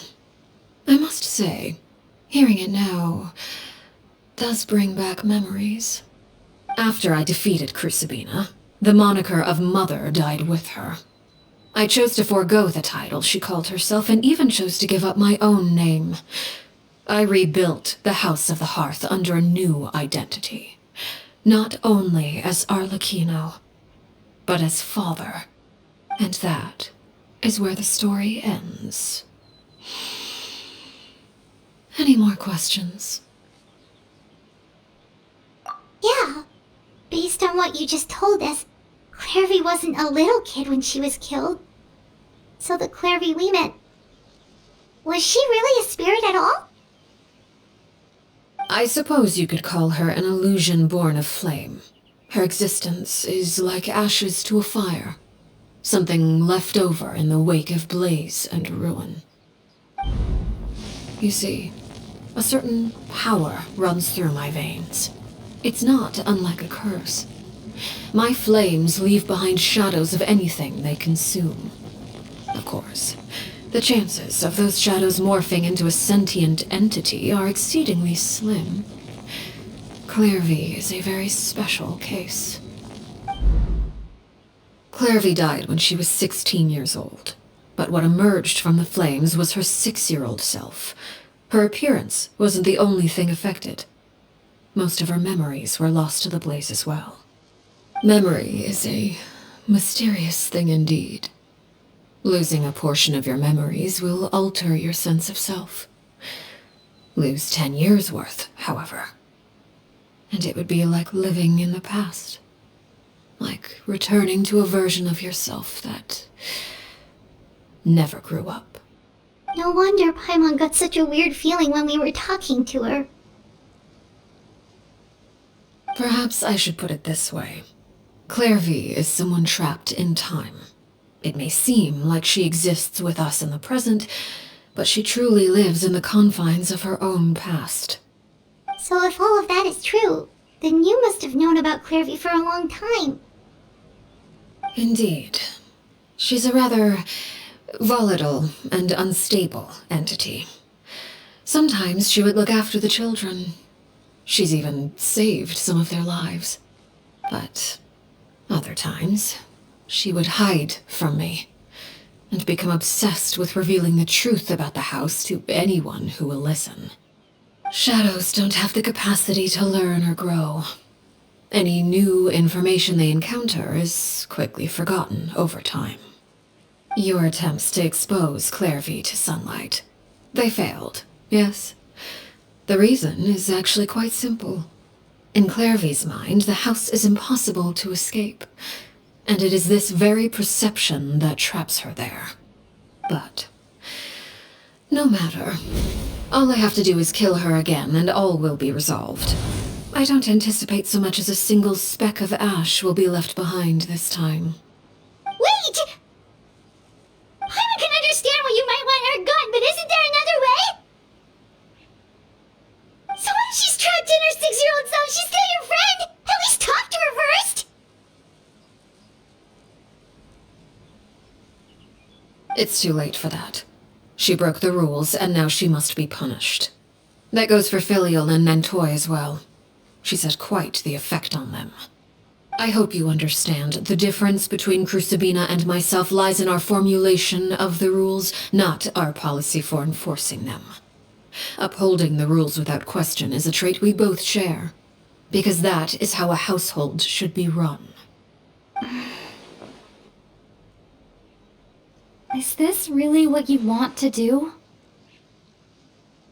Whatever could you mean? Don't you want to say a proper goodbye at least? Whether as a killer or as a father, there are two things that must be avoided at all costs: anger and sorrow. Anger makes you impulsive. Sorrow causes you to waver. Well, it appears it's about time to proceed. Before we arrived, I told some of my well-behaved children to bring our troublemakers here by nightfall. I do believe I've kept my end of the deal. I gave your friends quite a bit more time. As for what happens now, we'll just have to wait and see.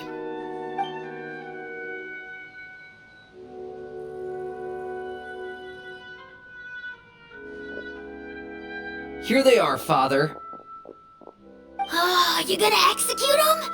Seeing something like that would actually be a first for me. Lenny! I'm sorry. I heard about how you helped buy us more time. But I still failed. I couldn't find a way to fulfill her wish. Huh? Are you... Harry? Indeed, it's been a while, Clairvy. Harry! Shh, stay right there. I'm sorry to postpone our reunion, but first I believe certain scores need settling.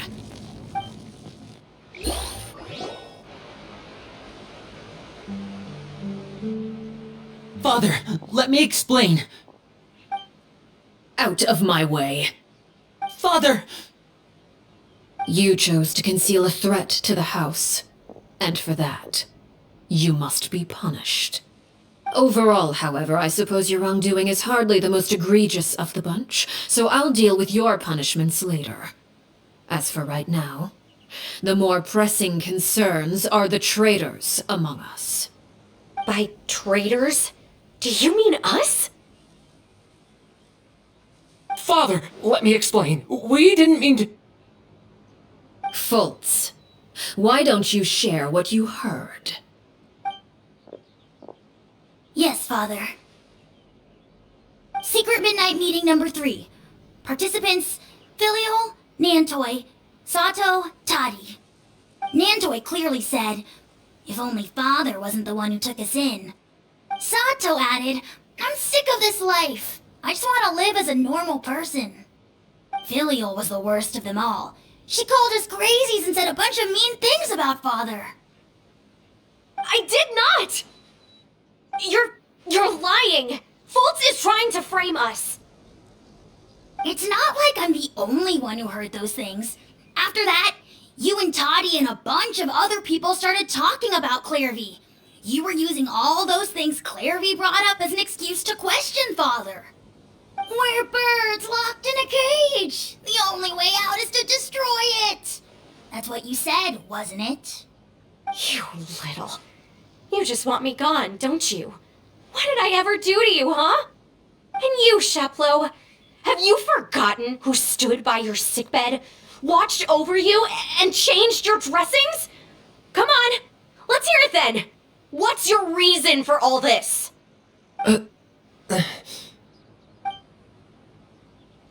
You're wrong, Filial. We don't want you to die. You're our family. Liar. You wouldn't be doing this if that were the case. So why? Why have you backed us into a corner? We all live in the House of the Hearth. You know the type of work we do, Filial. A single betrayal can cost dozens of us our lives. It's not like it's never happened before. That kind of thing is hard to forget. That's why the House of the Hearth cannot tolerate any form of betrayal. Ever since we came to Poisson, you've had 7 secret meetings. A lot of the things you talked about really crossed the line. You've been spying on us for half a month? Wait a second. Now that I think about it, the move to Poisson was just a way to make it easier to spy on us, wasn't it? Because we were all in one place. You've had this planned all along. Filial, Nantoy, I'm sorry. I owe you both my life. I owe Clairvy too. If it weren't for all your help after I got poisoned, I wouldn't be standing here today. If this were any other situation, I would do anything to repay that kindness, even if it cost me my life. But rules are rules. I'm sorry. My hands are tied. Why? Why? That's enough, Filial. We made a mistake, and we should own up to it. We broke the rules, plain and simple. And now we have to face the consequences.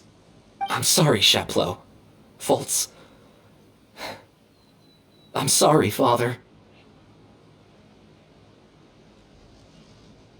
We accept our punishment. Chapleau, according to the rules of the House of the Hearth, how should these traitors be punished? All those who betray the house pay with their lives. And so it shall be.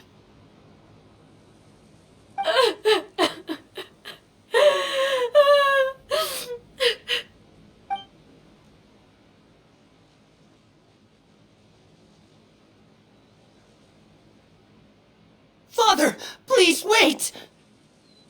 Something you want to say, Linny? Please reconsider, Father. What Filial and the others did, does it really count as betrayal? We all come from broken families. From the very first day we joined the House of the Hearth, we wanted nothing more than to make it a real home. But the truth is, none of us know what a real home should look like. I'm not saying I have all the answers. All I know is this. Killing Filial and the others may uphold the rules, but doing so will only bring us further away from being a real family than we've ever been. So please, Father, please reconsider. I agree with Linny. Father, please. Linny, you...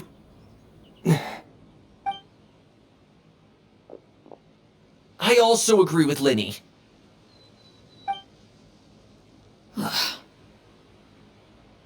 An order once given cannot be rescinded. However, given the extent of your determination, I suppose we shall have to go about this a different way. Draw your weapons and face me. Our weapons? Father, are you referring to a duel? Precisely. The rules of the house will not be altered. Traitors must be punished. However, resolving disputes with a duel is also one of our rules, one that also applies to me. Demonstrate a sufficient showing of strength, and I shall offer a concession. Wait.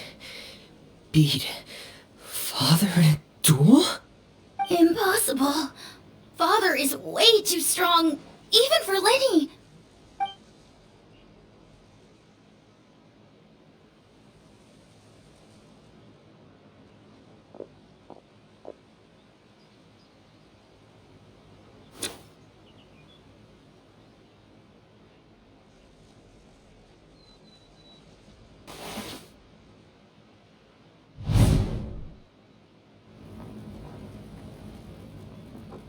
Did you hear that, Traveler?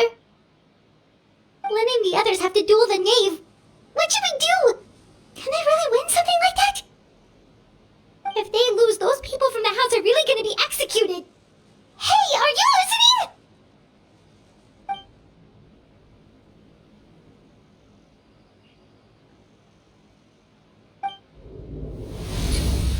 Don't you want to say a proper goodbye at least? Anger makes you impulsive. Sorrow causes you to waver.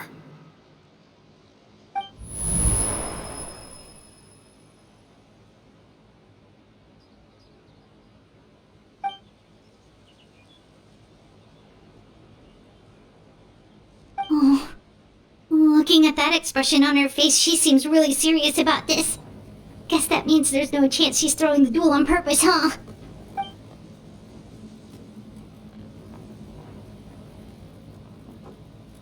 When guests are around, families are often on their best behavior. And any disputes are less likely to escalate. When the time comes, make the choice that you deem most appropriate in the situation, and lend your help to the House of the Hearth. What's wrong, Traveler? Hey, where are you going? Traveler?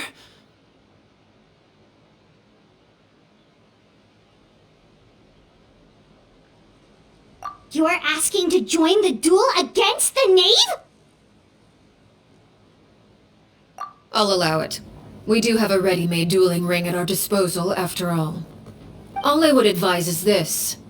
Keep a firm grasp on your weapon, and give it your all.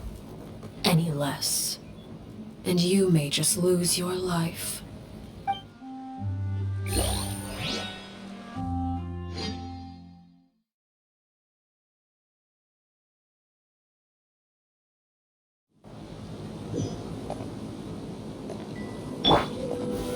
Solidify! There is no escape! I see everything! Game's up! Game's over! How amazing! Inazuma shines eternal! Now that's one luck out our chance! With the fall of darkness, destruction shall rise! Have a taste of purgatory! Gotcha! Over here! Trapped like a bunch of helpless animals. Busted! Illusion shattered! Not bad. You've proven to be a worthy opponent after all. Try to pace yourself!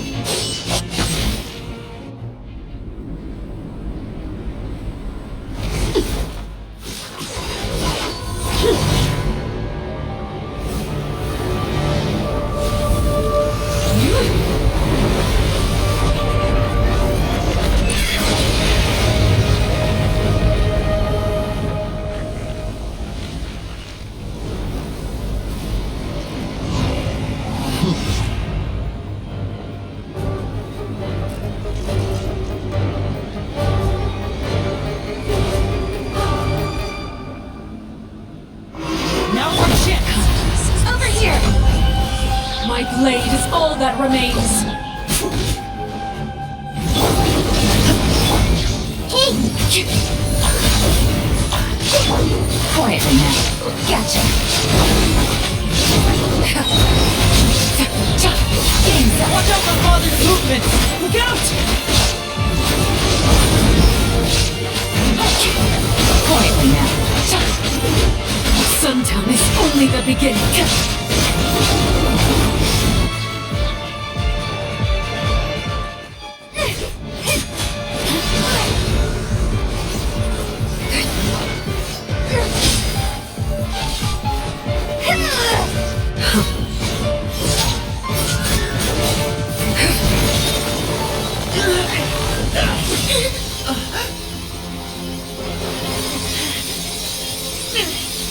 You should know better than to crowd in one place.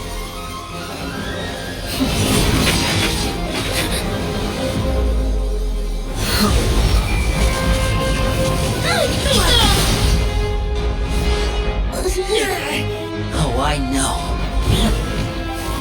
No! I'm sorry, Father!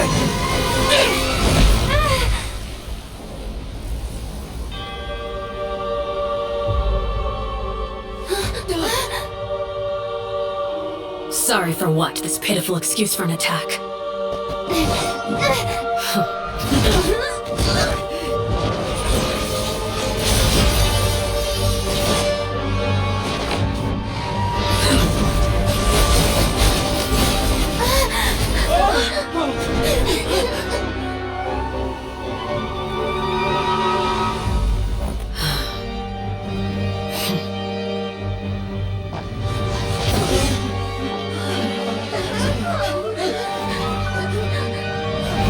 Father, no!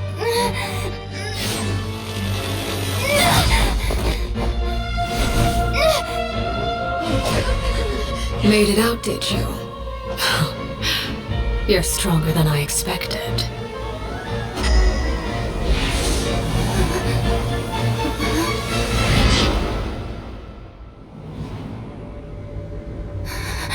Crimson Moon. I can't move.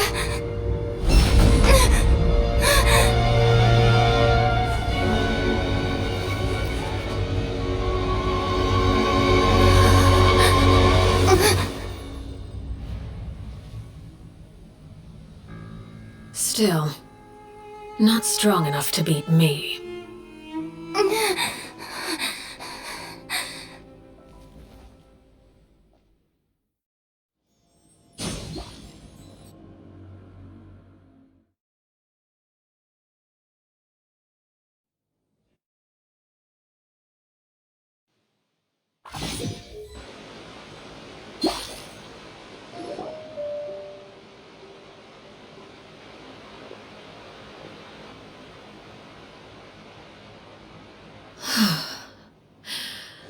I believe we can end things here. It's not often that we get to enjoy the company of guests, after all. We wouldn't want things to get too out of hand. Brother, are you alright? Lenny. Given that I am the victor of this duel, as agreed, the punishment stands. No! I never thought things would end like this. However, everyone involved in the duel demonstrated a remarkable level of strength and determination. In light of this, I'm prepared to change the method of execution. Elwar, the bottled flames I gave you for safekeeping. Do you still have them? Yes? I wasn't sure what they were for, but I've kept them super safe. I didn't lose a single one. Wonderful. Then, in just a moment, I'll have you administer them. Bottled flames? Indeed. They're the product of a secret experiment. Under certain special circumstances, flames can be extracted from my person and preserved. Once ingested, searing pain will spread across every inch of your body. No harm will come to you physically, but your memories will be burned away. If you can withstand the pain. When you awake, you'll have forgotten everything you know about the House of the Hearth, and will be expelled from the organization. In other words, administering this concoction will kill the version of you that grew up in the house, and give you a new identity.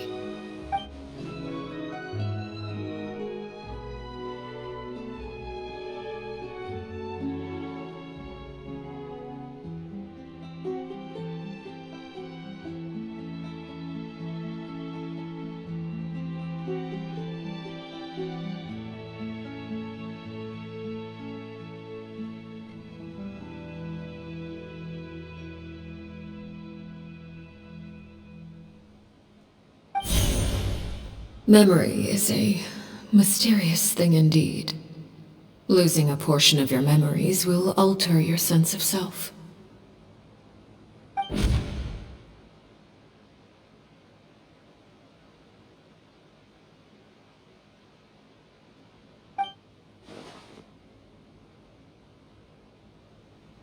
So, you're just letting us go, Father? You misunderstand. Memories are extremely important. Once consumed by flame, the version of you standing before me will die, and our secrets will die with you. So no, I don't intend to just let you go, because the person who survives will be nothing but a stranger. Even so,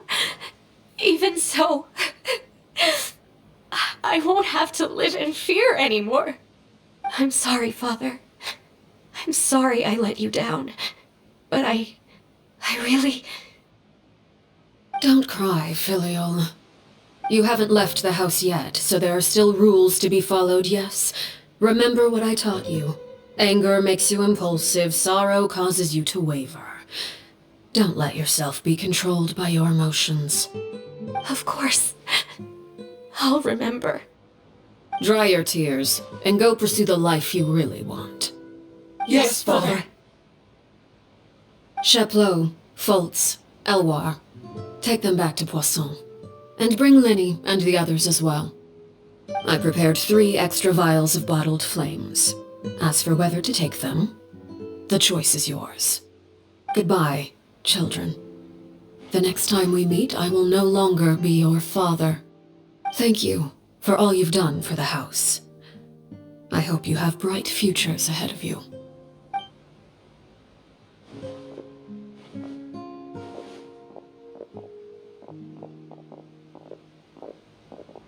Father!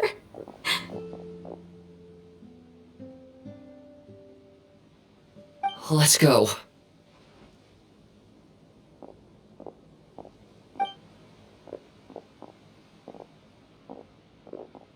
Here, grab my arm, Linny. I'll help you walk back. Thank you.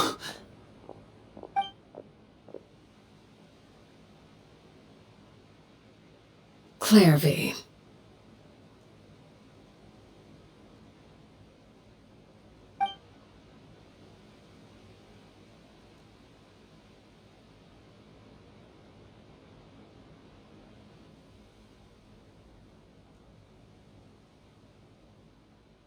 Can we talk now?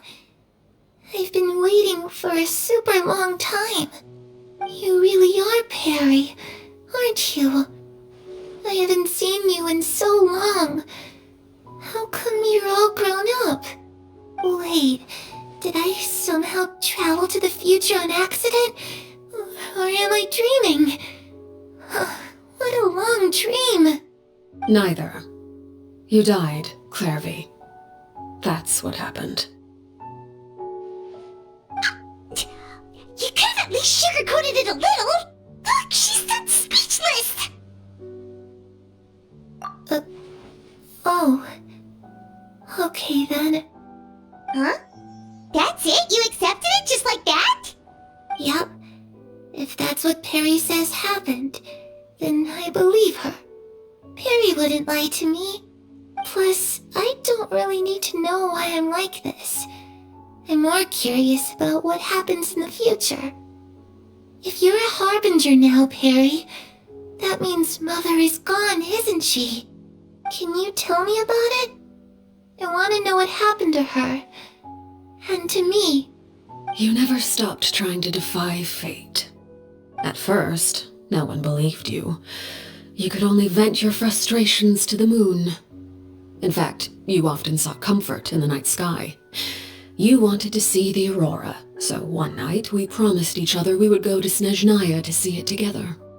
Later on, you tried to run away, but you were brought back each time. Mother spared your life, but it wasn't out of kindness. Instead, she decided to make an example of you by slowly torturing you over time. That way, the other children would know what happens to traitors. Still, you never gave up. Mother hoped that through ruthless duel after ruthless duel, she would be able to crown an ultimate victor among the children she raised.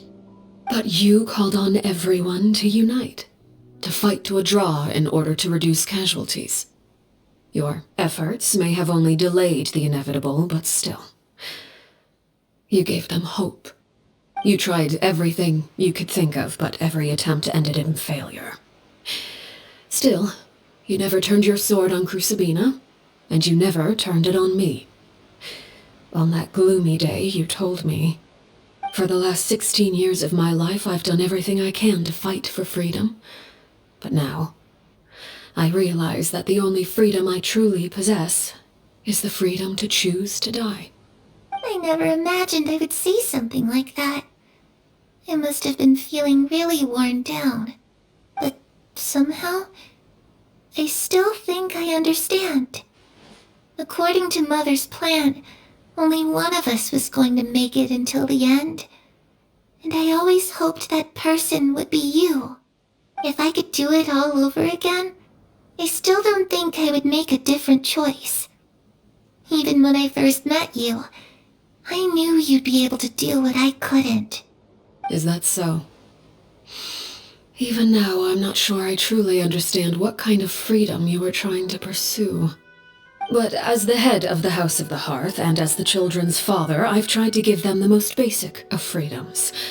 The freedom to choose their own fate. It's something I discussed with the Iudex of Fontaine. The children who want to leave the house will have their memories wiped clean of all secrets pertaining to the organization. In return, they will be allowed to live a normal life in Fontaine without being prosecuted for their past. Of course, I won't simply hand freedom to them on a silver platter. They have to fight for it and prove themselves worthy of it. Only freedom that is earned has true value. That's more than enough. That's exactly the kind of life I was fighting for. You know, Perry, I think you're a pretty amazing king, and a really great father, too. I'm really happy that you're the one who took over the house. I guess I do have one regret, though. I still haven't seen the outside world. Well, it just so happens that our dear guests over here have been to many nations and traveled to countless places. Perhaps they would be willing to tell you what the outside world is like. Really? Of course! We've traveled all over the place. We got so many stories, we could probably talk your ears out for 3 days straight!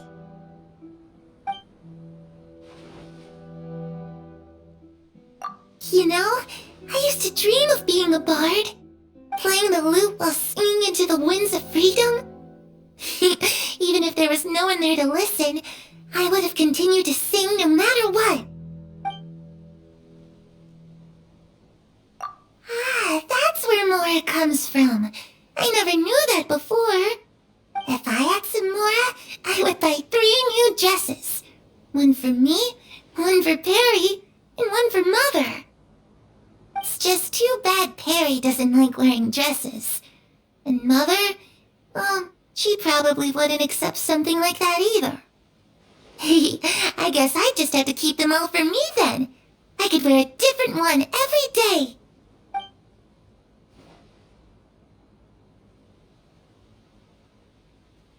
Those yokai you mentioned, what do they look like? I once saw a drawing of this one guy with horns on his head and a super scary face. Are there any yokai like that? Oh, sounds like you're talking about an Oni.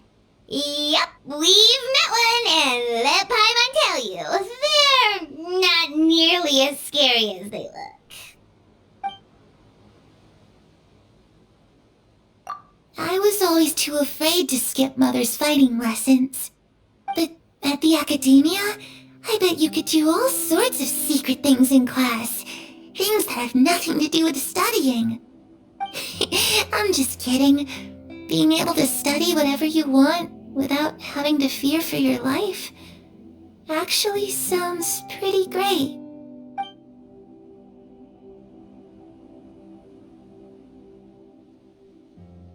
The situation was super dangerous. Lenny and Lynette were accused of committing a crime. And And they were going to have to stand trial at the Opera Epicles! Oh no! That must have been hard for all of you. What happened next? Don't worry, we were able to turn the situation around super quickly, all thanks to Detective Paimon, of course! How'd you do that? Come on, tell me! Okay, so it was like this. After the failed magic show, we rushed to the scene and...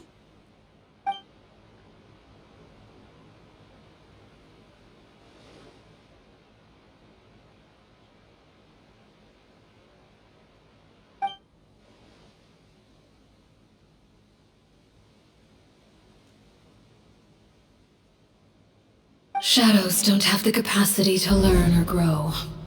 Any new information they encounter is quickly forgotten over time.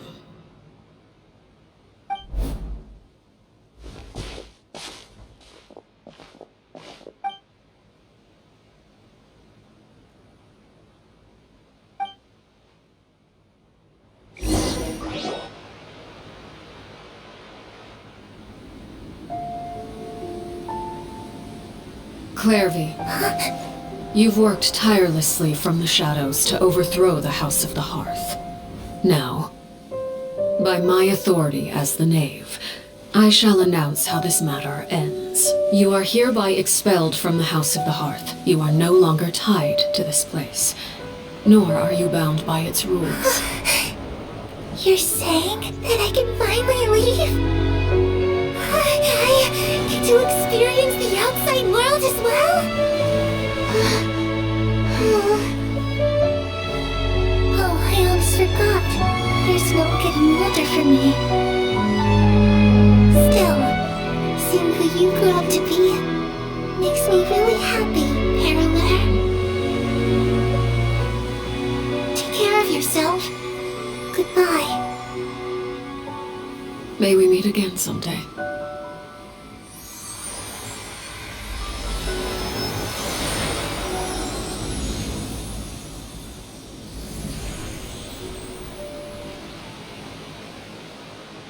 Clairvy. She left so soon. Paimon didn't even get to finish her story. I also have certain sentiments left unsaid. I wanted to tell her that the aurora I saw in Snezhnaya was just as beautiful as the ones in the pictures. But a shadow's memories reset at dawn. Had we delayed any longer, we wouldn't have had the time to say goodbye. Whatever regrets may linger, let them be lost to the coming of a new day. Father? It's Linny! Hey, Linny!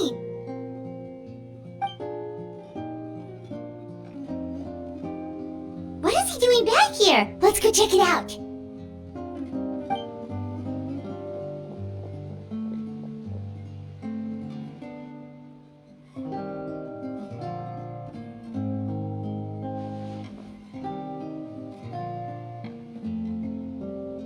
Father, the bottled flames have been administered. Filial and the others have left the house. And you? What have you decided? Thank you for giving us that choice, Father. But we never wanted to leave the house. It's the only home we've ever known. Lynette and Fremine feel the same way. They're recuperating back at the Hotel Bouffe d'été. But I decided to come back and tell you where we stood. I'm sure you're well aware of the expectations I have for you. I want you to follow in my footsteps and become the next king of the house. Yet you seem to have different ideas. I must admit, I'm rather surprised by your decision to stay. There's nothing wrong with choosing to live a quiet life. Leading this organization is a heavy responsibility, one not so easily carried by someone forced onto the throne. I just never understood what you saw in me. What made you believe I was deserving of that throne? You're brave, talented, and, most importantly, you cherish your family. You would do anything to protect them, even if it costs you your life.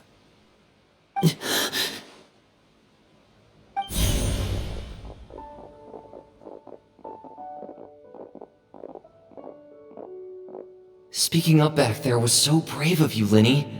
It's all thanks to you that we were able to convince Father to back down. You're a hero, Linny.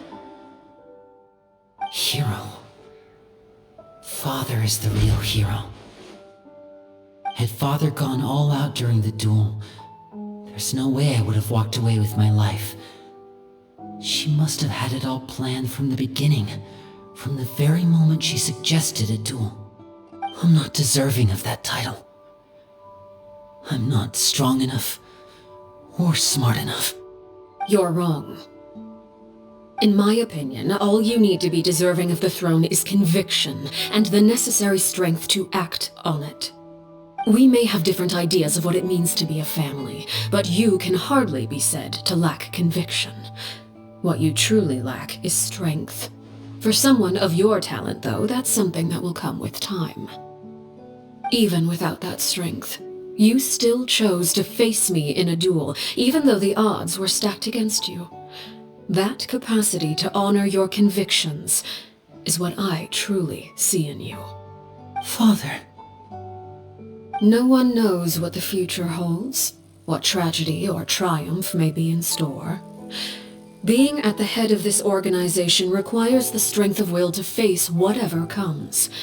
Caution will only hold you back. If reaching a certain standard were required to go after what you want, I would never have succeeded in killing my predecessor. Back then, there was still a considerable gap between our abilities. Strength may decide the ultimate victor, but those who let a lack of strength dictate their decisions or undermine their convictions will never be worthy of the throne. I understand, Father. Thank you. Children must grow up to surpass their parents. Only then can a family continue to flourish. The road ahead is not an easy one, so I'll ask you one last time. Are you certain you want to stay? You've done so much for me, Father, and that kindness must be repaid. Plus, with Project Stuja at hand, there are many dangers ahead, and I, for one, don't intend to back down. Protecting my family at all costs. That's my conviction. Then you're welcome to stay. As for Project Stuja, you need not be too concerned. If those cowardly businessmen and heartless dignitaries try to take us down, I'm prepared to teach them a lesson. Having members who longed for the light was our organization's last weakness. With those members no longer among our ranks, the House of the Hearth is like a spider hiding in the shadows. We need only wait for our prey to come to us. At present, our imperative is to use their plan to our advantage. In doing so, a crimson moon shall rise amid the frigid blizzards of winter. No demonstration of loyalty shall go unrewarded, and no sacrifice shall be in vain. As for the two of you, whether we meet again as friend or foe, I'll remember the camaraderie we shared in this moment. No matter how arduous the journey ahead, I hope we both reach our desired destination.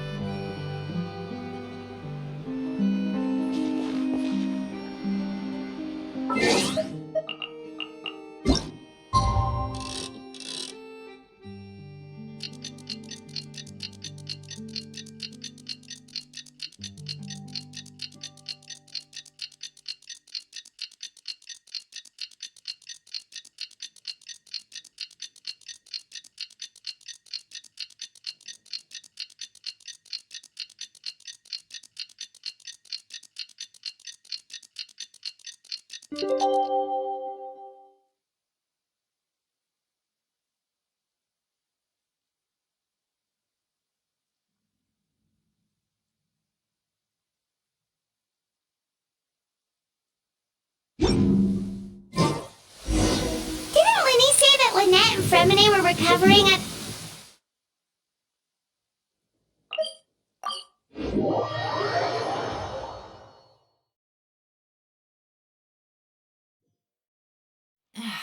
This blinding sunlight is such a pain. No way I can get a nap in this weather.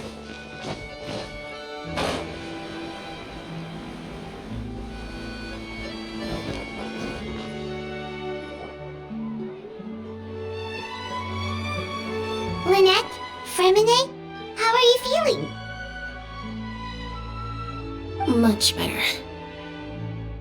Whew, what a relief! What about you? Are you feeling alright?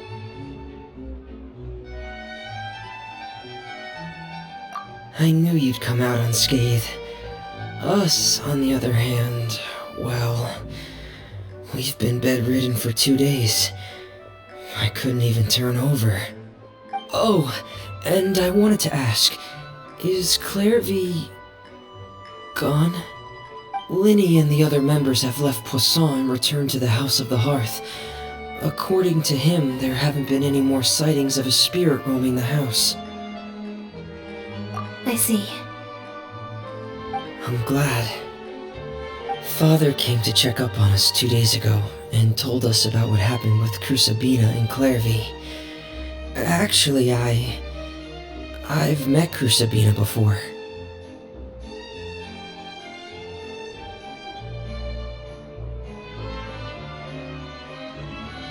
Wait, what? You've met the former knave? Crucibina died a year after Clairvy. It was during the year between their deaths that I joined the House of the Hearth. Crucibina had an extremely cruel and radical way of doing things. While she was alive, the atmosphere in the house was suffocating. When I joined, though, the experiment she valued so much had already come to an end, and all the people involved, dead and injured alike, were gone. Crucibina never talked about the past with us newcomers. A couple of months after I joined, Father killed Crucibina and burned all her files. With that, the names of all the people subjected to her experiments, Clairvy included, were lost to the flames, along with the painful memories they represented. Father took in Lenny and me a couple months after that, but she never mentioned anything about Crucibina or Clairvy. It really seems like something she was planning to keep to herself. The last time you talked to her, did she mention why she kept it a secret for so long? She said she didn't want us to be affected by the darkness of the past. She was worried we'd develop a false sense of gratitude towards her if we knew about it. The foundation of a family should be free of any corrupting influence. Whatever happened in the past, it has nothing to do with who we are now. And that's what Father told us in the end. But I still thanked her for everything.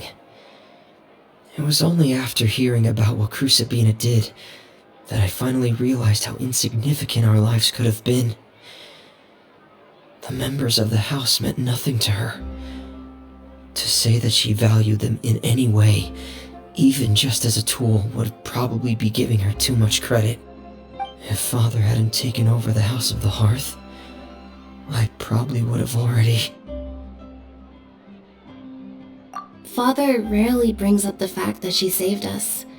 She doesn't believe that being indebted to her should be what ties us together.